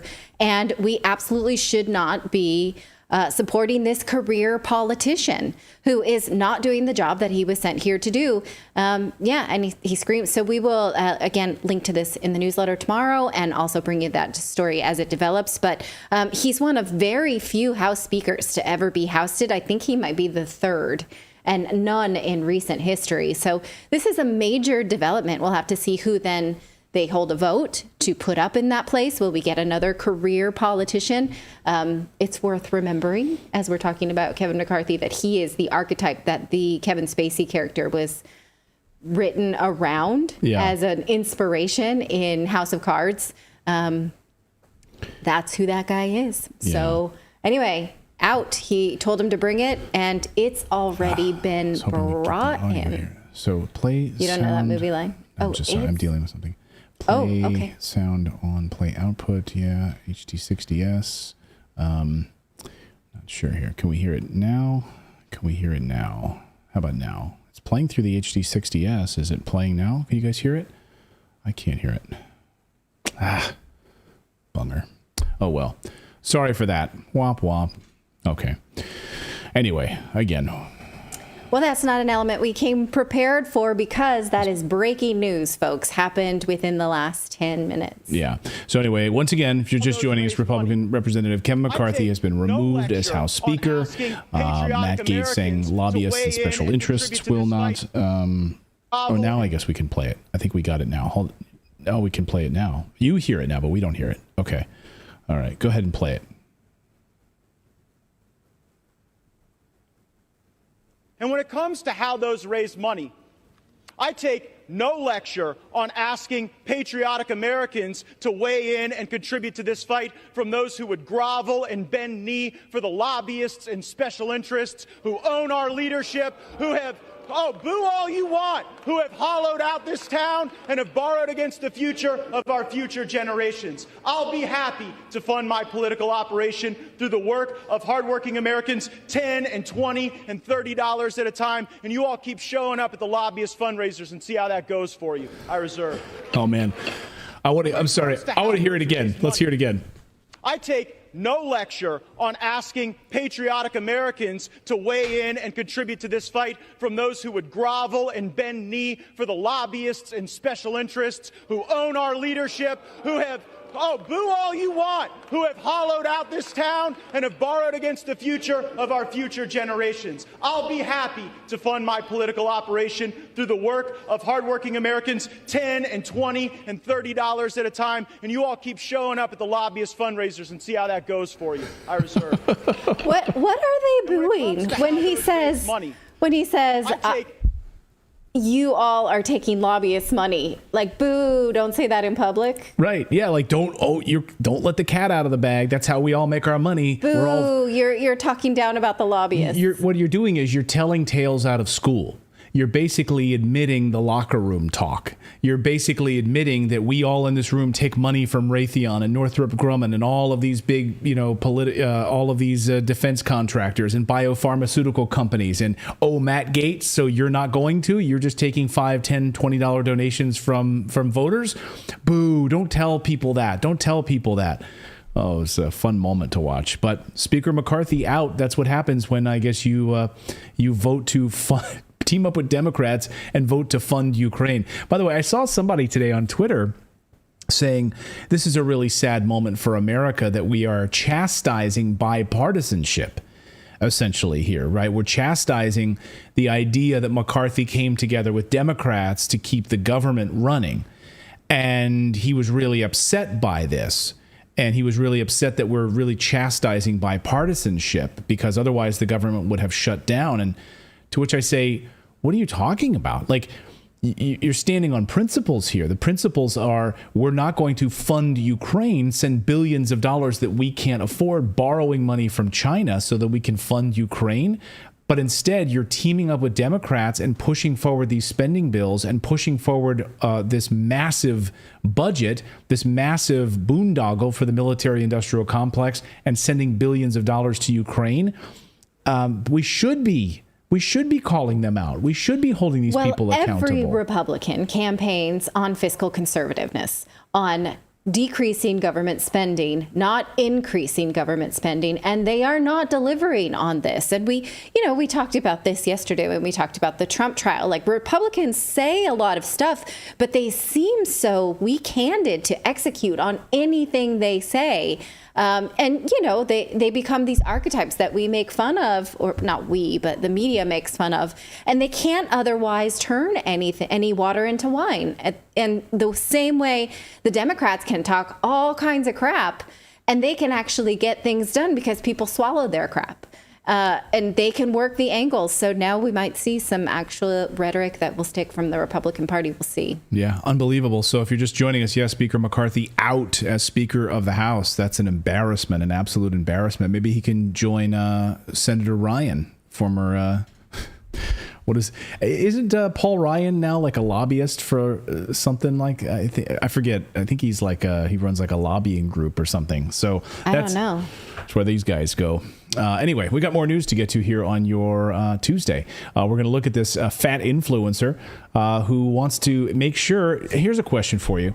Should we expand the size of airline seats, hotel room hallways, staircases, I don't know. Raised toilet seats. Should we expand everything to accommodate people who are morbidly obese? Let us know in the comments, because we're going to talk about what one fat influencer says it needs to happen in the United States. At your cost. You should subsidize you'll have to pay for it, by the way. Retrofit. That's the other part of it I forgot to mention. You'll have to pay for it. Also, we're going to talk about Canada and what the Trudeau government is doing right now, lining up the Online Safety Act, in addition to the online registry for independent media and media organizations and podcasters. I mean, what we saw in the UK over the past few weeks, coming after and arresting someone for speaking out, actually arresting a journalist, that's exactly what's about to happen in Canada. So authoritarianism is on the rise in Canada. We'll get to that in a second. We will indeed. But first, we want to tell you about our friends over at Shopify, because if you are a small business looking to set up and get running and starting to sell your products, there's no better place than Shopify to get set up and running in no time. A little while ago, we had an idea. Hey, we wanted to sell, our shirts for Redacted. We want to put some stuff up on our store. So our team said, we got to build it on Shopify. No doubt about it. And that's exactly what we did. We built our entire Redacted storefront right on Shopify. It makes it incredibly easy to be able to run your e-commerce site with everything, taking credit cards, managing your inventory, all of it right there. It's so easy to build your website out. You can be up and running with beautiful templates in no time. And then, of course, you can tweak it over time. But you would be stunned at how many large companies that you buy things from online are using Shopify.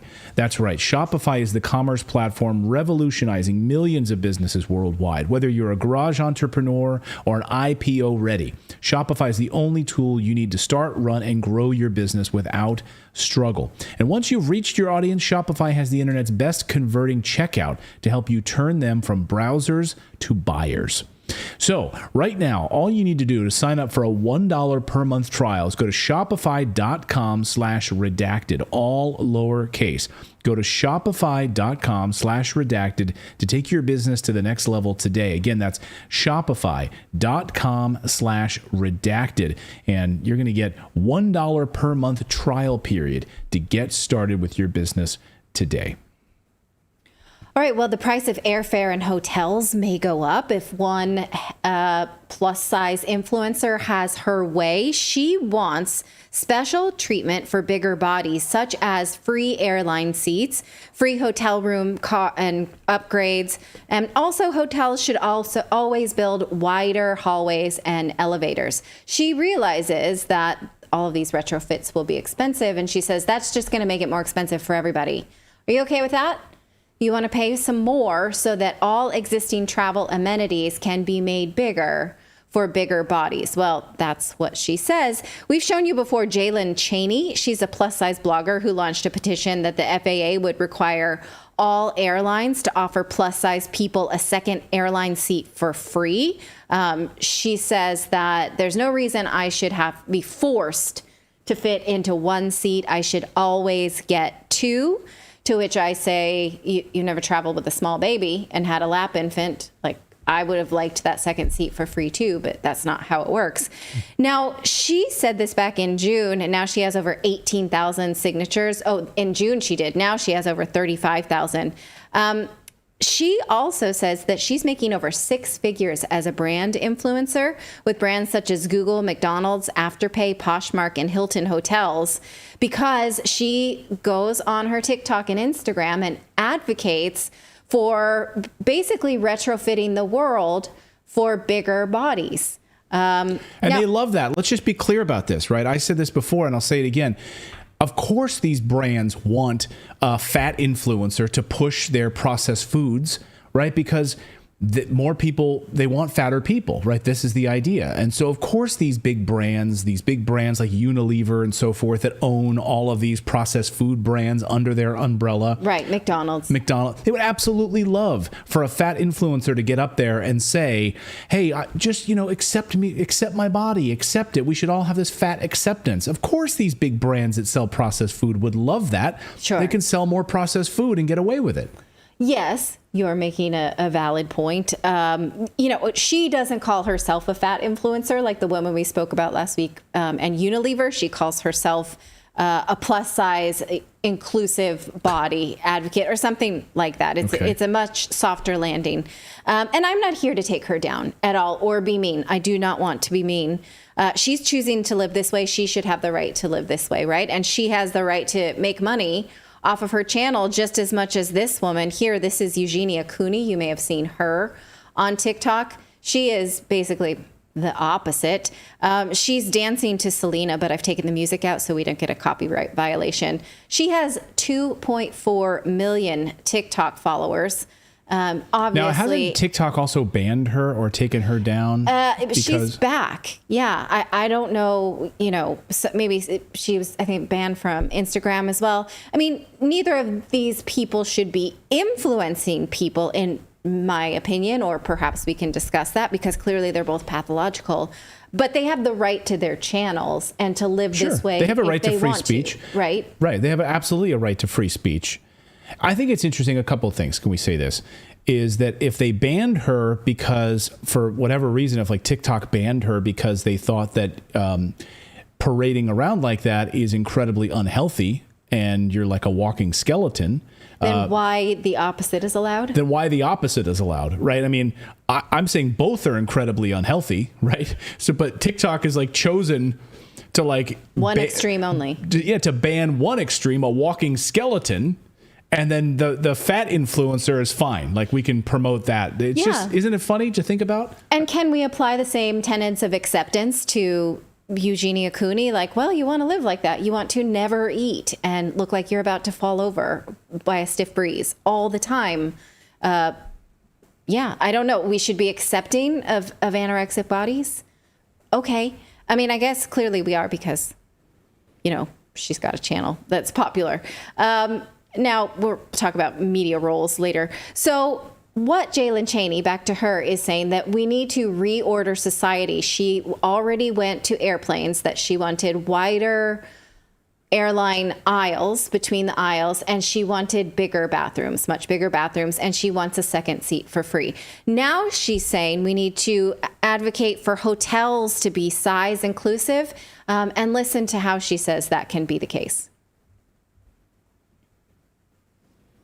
We deserve an environment that respects our needs and body diversity. These are the exact steps that hotels can take to be more size inclusive and accessible for travelers of all sizes. Number 1 on the list, provide sturdy, wider chairs without armrests in guest rooms, lobbies, and common areas to accommodate different body sizes and types. Number 2 on the list, ensure beds with strong support and a higher weight capacity, along with providing reinforced chairs and wider bathroom facilities. Number 3, make elevators and hallways spacious to allow for easy movement of larger individuals and those utilizing mobility devices. Number 4, install grab bars in showers and near toilets. Offer adjustable handheld shower heads and raised toilet seats for added accessibility. Number 5, train staff to be respectful, understanding, and accommodating to travelers of all sizes. Number 6, provide pool lifts and handrails at the entry of the pool. This will allow for plus-size guests and guests with different abilities to enjoy all amenities. Number 7, hotel restaurants should have roomy seating options and sturdy chairs, ensuring that everybody can dine comfortably. Number 8, offer larger beach and pool seating. Provide oversized loungers and seating at the beach and pool areas, allowing travelers of all sizes and abilities to be comfortable. Number 9, hotels should provide size-inclusive bathrobes. These should go up to a size 6X and beyond.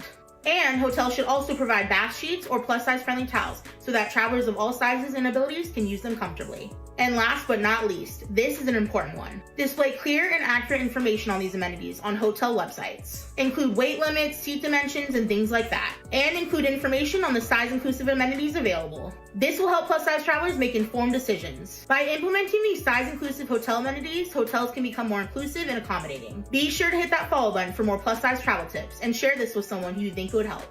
Get the hell out of here. Okay, so I mean, hold on. Rebuild the whole hotel, basically. So I just was doing a little search here because she mentioned, buy pool lifts, like at the pool. Here's just one item I found right here.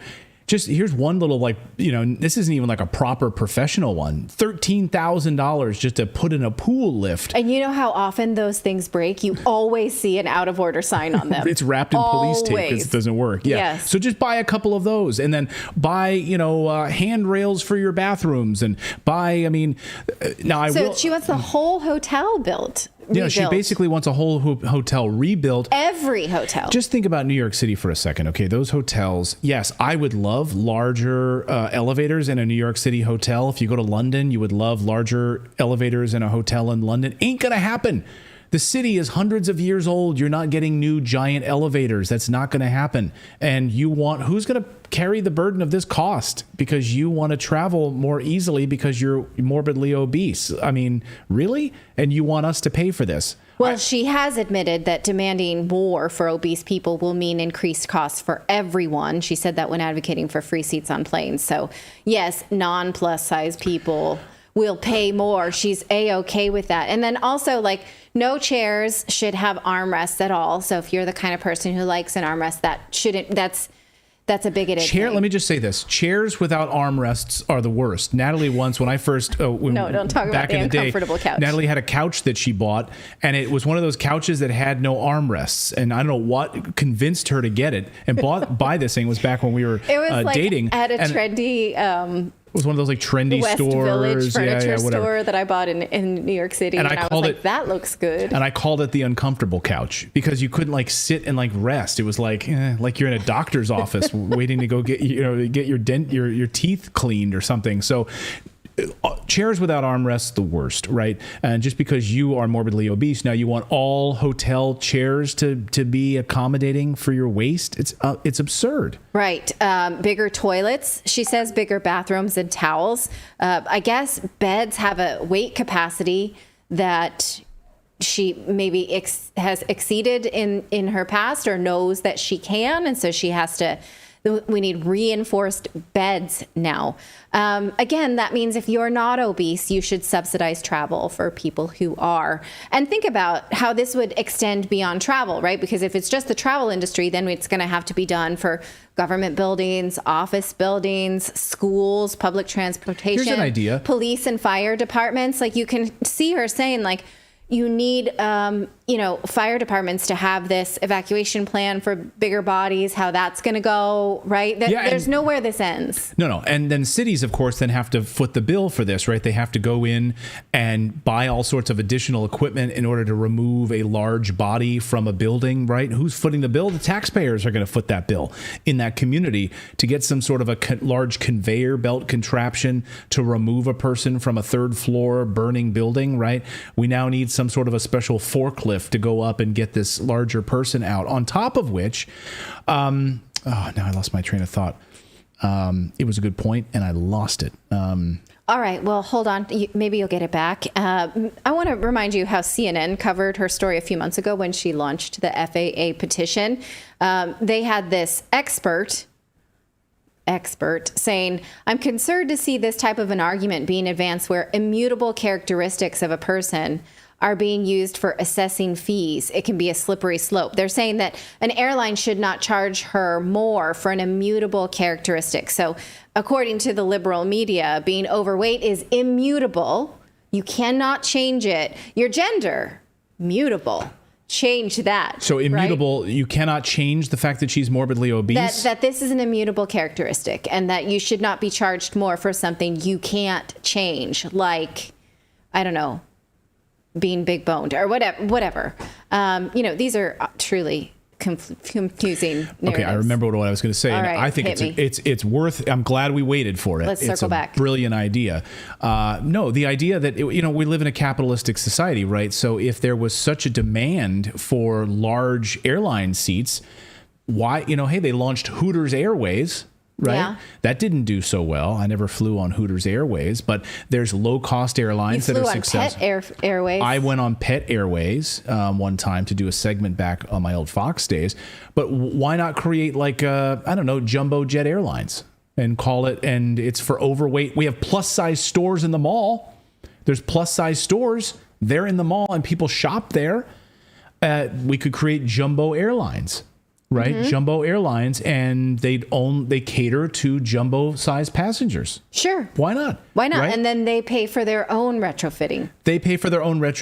And the seats are super wide. Well, inevitably fuel will be more expensive with heavier cargo like that. Right. Or maybe not, because you'd have fewer people, right? So you might have an airplane with fewer people. Maybe you'd have fewer people. I was thinking about this idea of like reordering society based on certain populations.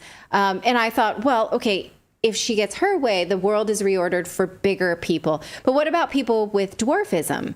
That's going to make their lives worse. Their lives that are already hard because ATMs are not fit for them, certain beds, certain showers. So then we'd be choosing, right? What about children? You want a higher toilet? Well, already children need like little step stools to get up to the toilets we have because they are not adults.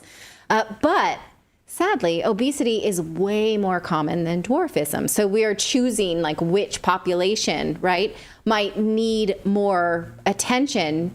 If we just choose based on commonality, obesity wins because 1 in 3 adults are overweight in the U.S.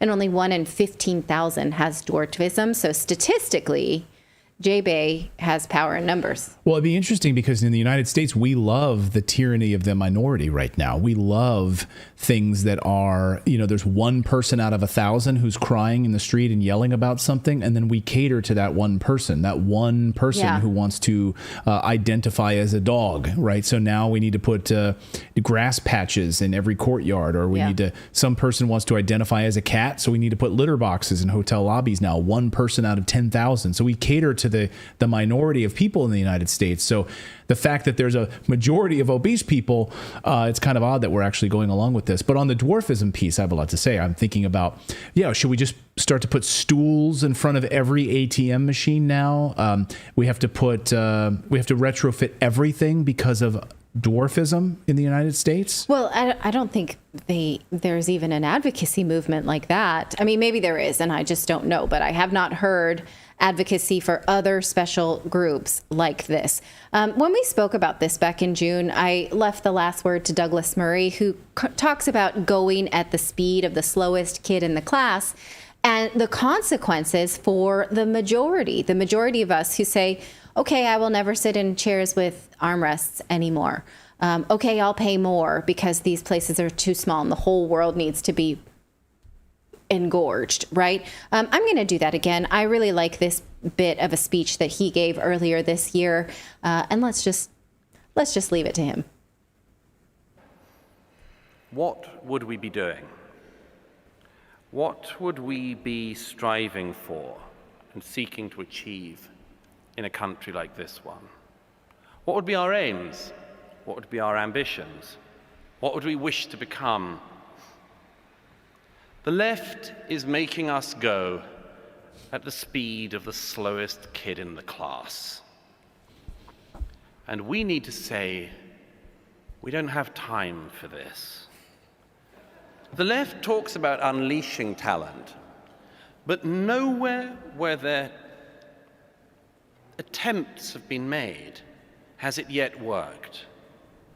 Everything that they have come up with in our era, whether it is DIE or CRT or any of these other things, none of them have worked anywhere. Not in one country, not in one district, not in one school. They have worked nowhere, not in a hedge fund, not in a bank, not in a supermarket, not in any corporate office. And yet, this idea that has worked nowhere is in the process of being rolled out everywhere. That is madness. It is madness to try to follow a process that has never yet unleashed talent. I would also suggest that instead of only talking about minority rights, we also once again remember that there is a thing called majority rights.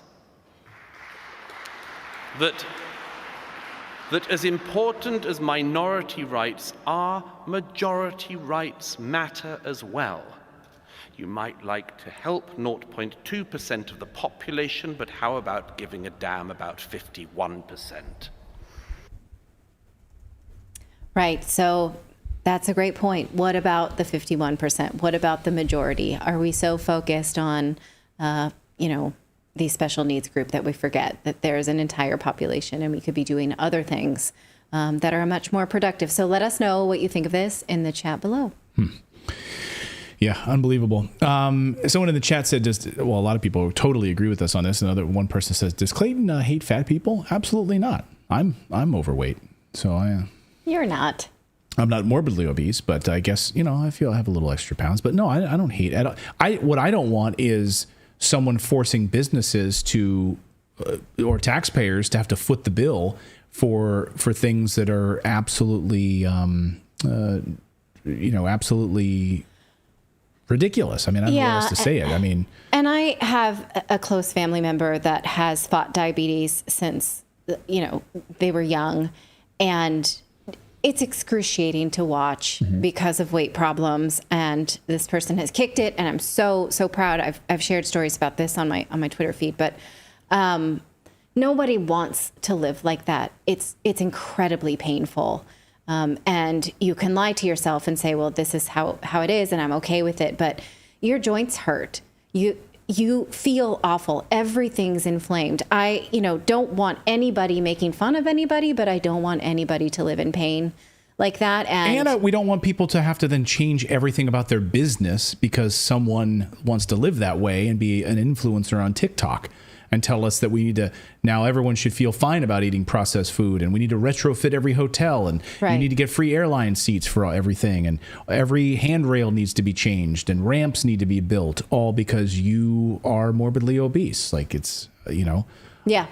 I just, if I became morbidly obese, I wouldn't expect that airlines give me an extra seat for free. Right. I would expect, okay, man, I've really let myself go.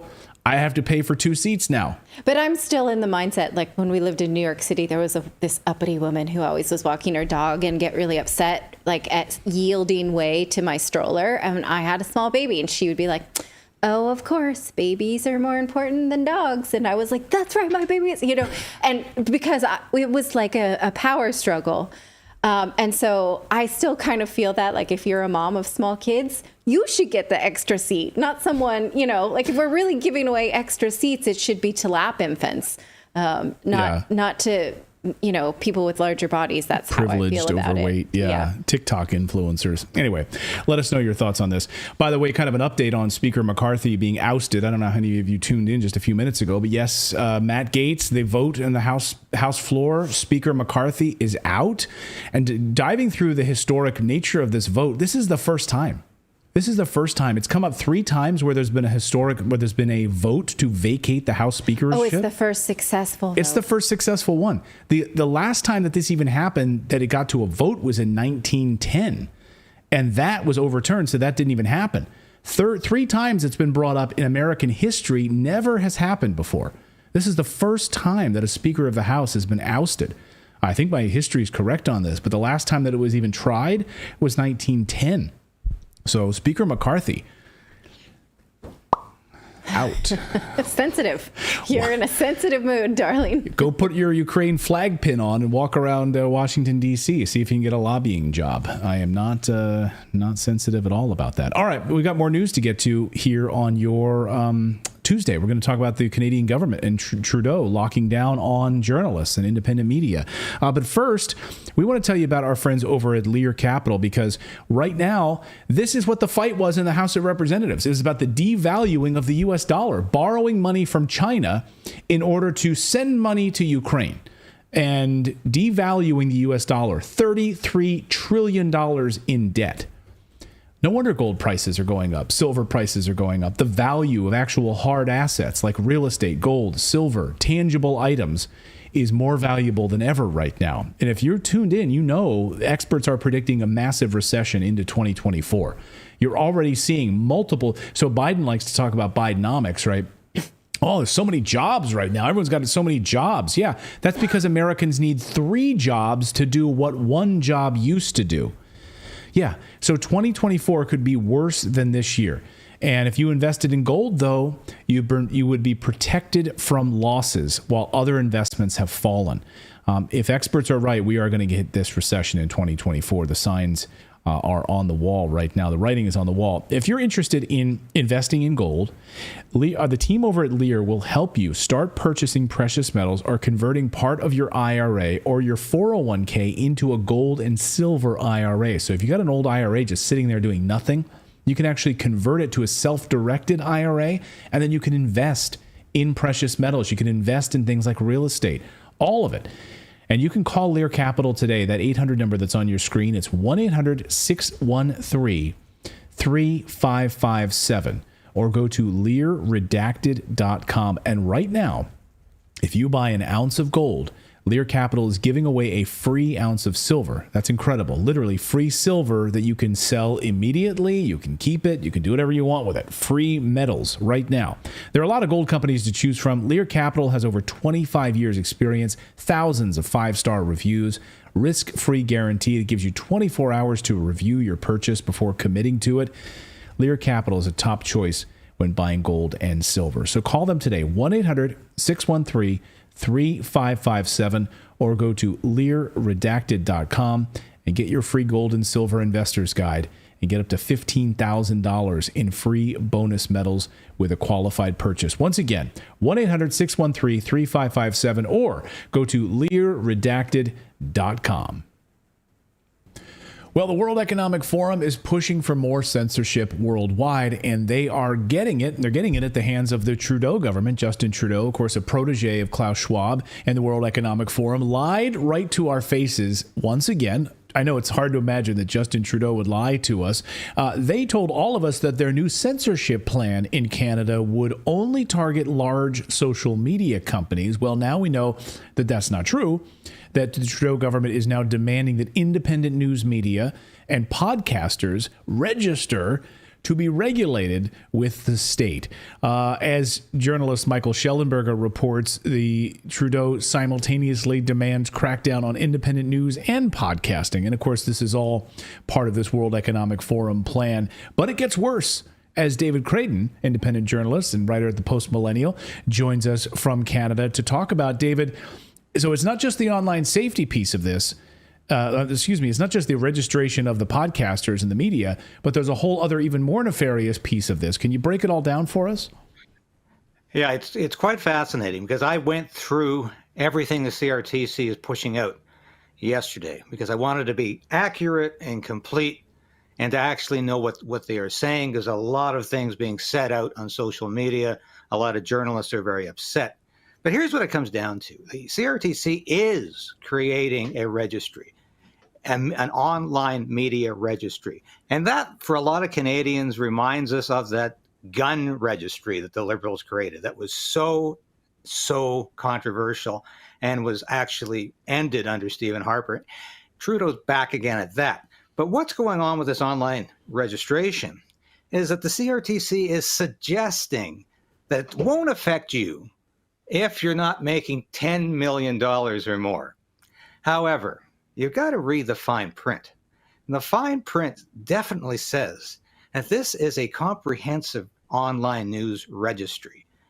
And under the Broadcast Act, the CRTC can change that stipulation anytime it wants. It can decide, it can decide tomorrow that 10 million is not the threshold, that it might be $1. You could be losing money and you're still going to have to be on the registry. So I have come to the definite conclusion that this $10 million threshold that they are putting out there in the second paragraph of their news release is all a facade. It's camouflage because you read the fine print in what the CRTC is saying. And by the way, that's the equivalent of the FCC in Canada. It clearly states that they are after a comprehensive online news registry. And as you mentioned, that's not the end of it because Trudeau has a three-pronged approach to internet censorship.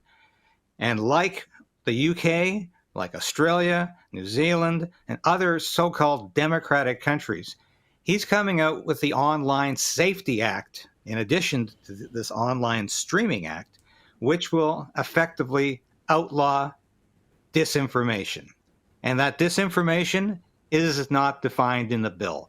I have read all of the study group conversation, and they clearly state and stipulate that we will not define what disinformation is because that will make it more difficult to enforce the bill. We'll be forced to prove it's disinformation. They actually say that in print. And I have written about this extensively. That it's an outrage. They're admitting they can't define disinformation. So they say, let's not define it. And it's going to mean whatever the Trudeau government decides it means. And as you reported last week, this is already happening in Great Britain.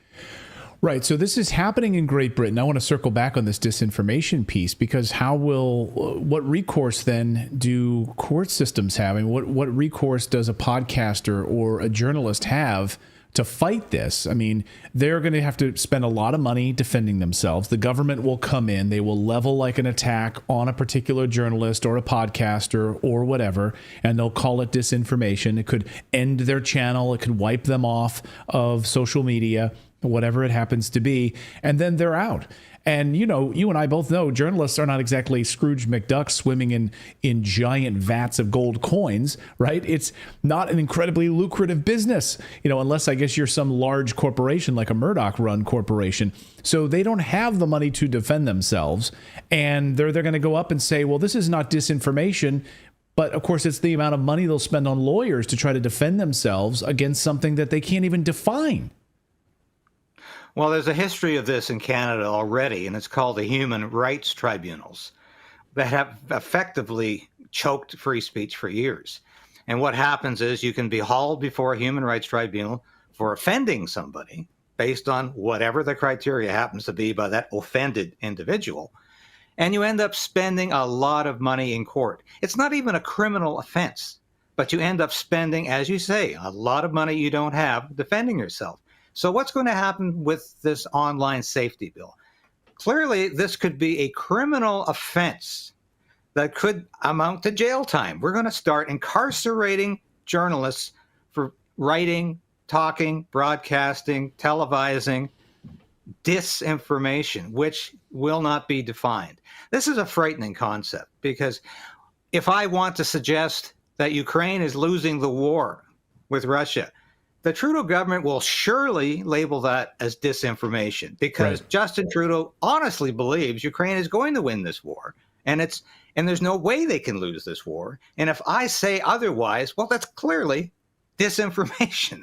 Right. And as the UK is saying, that they've introduced a third term into this, malinformation, which means if I offend somebody by talking the truth, speaking the truth, I'm still liable. So it is absolutely outrageous. It is a radical departure from the free speech traditions that Canada, the US, the UK, and all democratic countries that trace their lineage back to the Magna Carta believe in or have believed in. And Justin Trudeau is rapidly tearing up free speech in this country.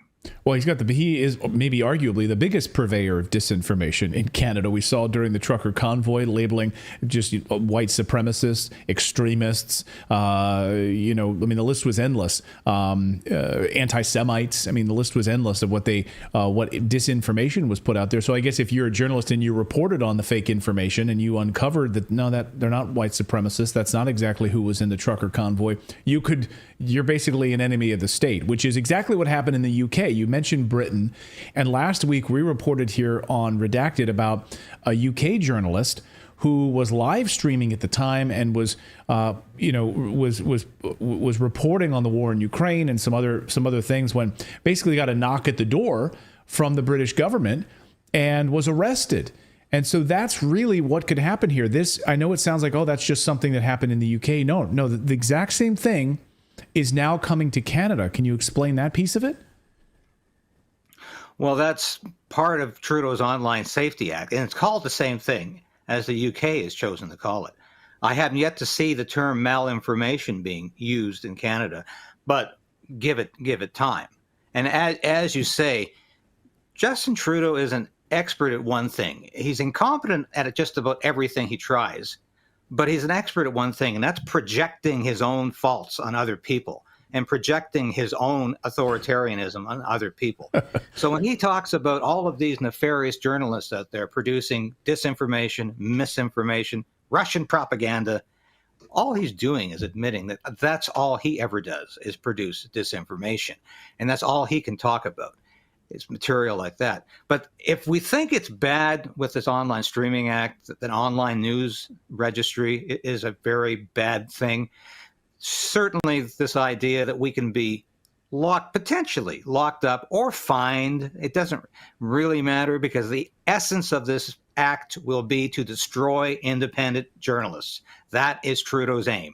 And this is a much more frightening concept than even an online news registry, because it means effectively that Trudeau can shut down whomever he wants at a whim based on a law that can't even define disinformation. So this is where Canada sits, and I'm sure Joe Biden is watching this very closely, and every other democratic nation is going in this direction. And as you said, why? Why are they all doing this at the same time? They literally are at the same time. Perhaps it has something to do with a global wish to do so coming from the WEF. Some people might call that conspiratorial, but it looks pretty obvious to me. Well, it all comes at the same time. And the World Economic Forum is very public in its aims in this. They've held multiple sessions on disinformation and malinformation and how can we combat this sort of thing on the internet. This is a major focus of the World Economic Forum. And even the United Nations publicly admitting that they control Google search results. They admitted this. We have their audio. In fact, we have their audio admitting that they worked with Google to suppress climate results that they didn't want and certain search results that they didn't want. Jacinda Ardern, formerly of New Zealand, now in charge of this mal and disinformation policy plan, basically for the World Economic Forum. And heck, she spoke about it in front of the UN last week. While the rest of the world is focused on Ukraine and what's going to happen there with World War III, she was very focused on disinformation and censorship and in front of the United Nations pushing for more censorship. I'm curious, what will happen with this registry, David? Like, as a podcast or independent media, you having to register with the Canadian government in order to do what? Like, if you run afoul of some certain guidelines, what will happen to you? Well, doesn't this remind you of similar occurrences in fascist, communist, or Nazi countries where people were encouraged to sign up, register, do the good thing, and the state will appreciate that and applaud your honesty? Well, the reverse is always true. Once they have your name and they know how you're broadcasting and what you're broadcasting, once the censors have their eye on you, it'll be that much easier to come to your door, literally, as they did in the UK, and cart you away to jail. And I am not registering because I read the CRT news release, and the news release says I have to be making $10 million a year. So if anybody suggests I need to register by November 28th, I'm going to say, sorry, but this indicates I don't have to register. And I'm certainly not going to register, even if you force me to, because this is about non-compliance of an authoritarian, very dangerous government. And I think you'll see the response is going to be the same from all new media, all independent broadcasters in Canada. They're going to say, no way, I'm not getting on your registry, especially since you've given me this loophole in your news release that says I have to be making $10 million a year. No, I'm not going to read the fine print and say, oh, I better be a good Canadian and register. That's exactly what Trudeau is hopeful of, that people are going to say, well, it's for the good of the country. And this will somehow benefit what? Government control in this country? Right. I don't know how you could possibly justify this as a good thing. But Justin Trudeau will try to find a way. We'll get you out of here on this, David. What's been the mainstream media response in Canada to this, the coverage of this? Has it been plastered all over the CBC? Has it been front page news in the Toronto Sun? Has it really affected them at all in any kind of coverage? Two different worlds. As I say, there's the coverage that I'm describing to you from the new media, from independent media. There's the coverage from the mainstream media, which is, don't worry, don't get upset. And very few people are making $10 million. It will never affect you. This is not really a registry. Let's not call it a registry. That smacks of the gun registry. So there's definitely a propaganda element to all of the mainstream reporting, which I went through yesterday. And it's like they're reading the same talking points, just as they do about Ukraine. They're all reading from the same talking points from the government. And this, don't worry, folks. This is not going to mean more infringement on your free speech. This is good for you. This is good for you. Take your sugar. Take your sugar. Take your medicine. It's good for you. Just shut up and comply. Well, we do not comply on this show, and that's why we have David Clayton here from Canada to break it all down for us. And thank you for staying strong up there in Canada, keeping an eye on this Trudeau criminal regime up there. David, great to see you as always. Thanks so much. Thank you so much, Clayton. And thanks so much, David. And thanks to all of you for subscribing and being a part of our great community here. We really, really appreciate it. Again, the show is totally free, so you can subscribe or follow us on Rumble or YouTube, totally free. But if you would like to support independent media, independent journalism, we are not controlled by the biopharmaceutical complex. We are not billionaires. We don't have $10 million, just like David was talking about there in Canada. So if you would like to support us and join our Plus program, our Plus Club, where you get access to exclusive interviews and videos before anyone else, and be a part of our great locals community. We're actually launching our book club now with Natalie and other live streams as well. So for the price of a cup of coffee once a month, you can come over, just go to redacted.inc. It's not .com, just redacted.inc. And then click on the right side of your screen there to join our community. And again, for the price of a cup of coffee once a month, you can support our team here at Redacted. Again, we are not funded by billionaires, so we are supported by you, the viewer. So thank you so much for letting us come into your houses every day and be able to do this show Monday through Thursday. We really, really appreciate it. We'll be back tomorrow at 4 p.m. Eastern time, so please be sure to join us then, and we will see you tomorrow afternoon, everyone. Have a great night.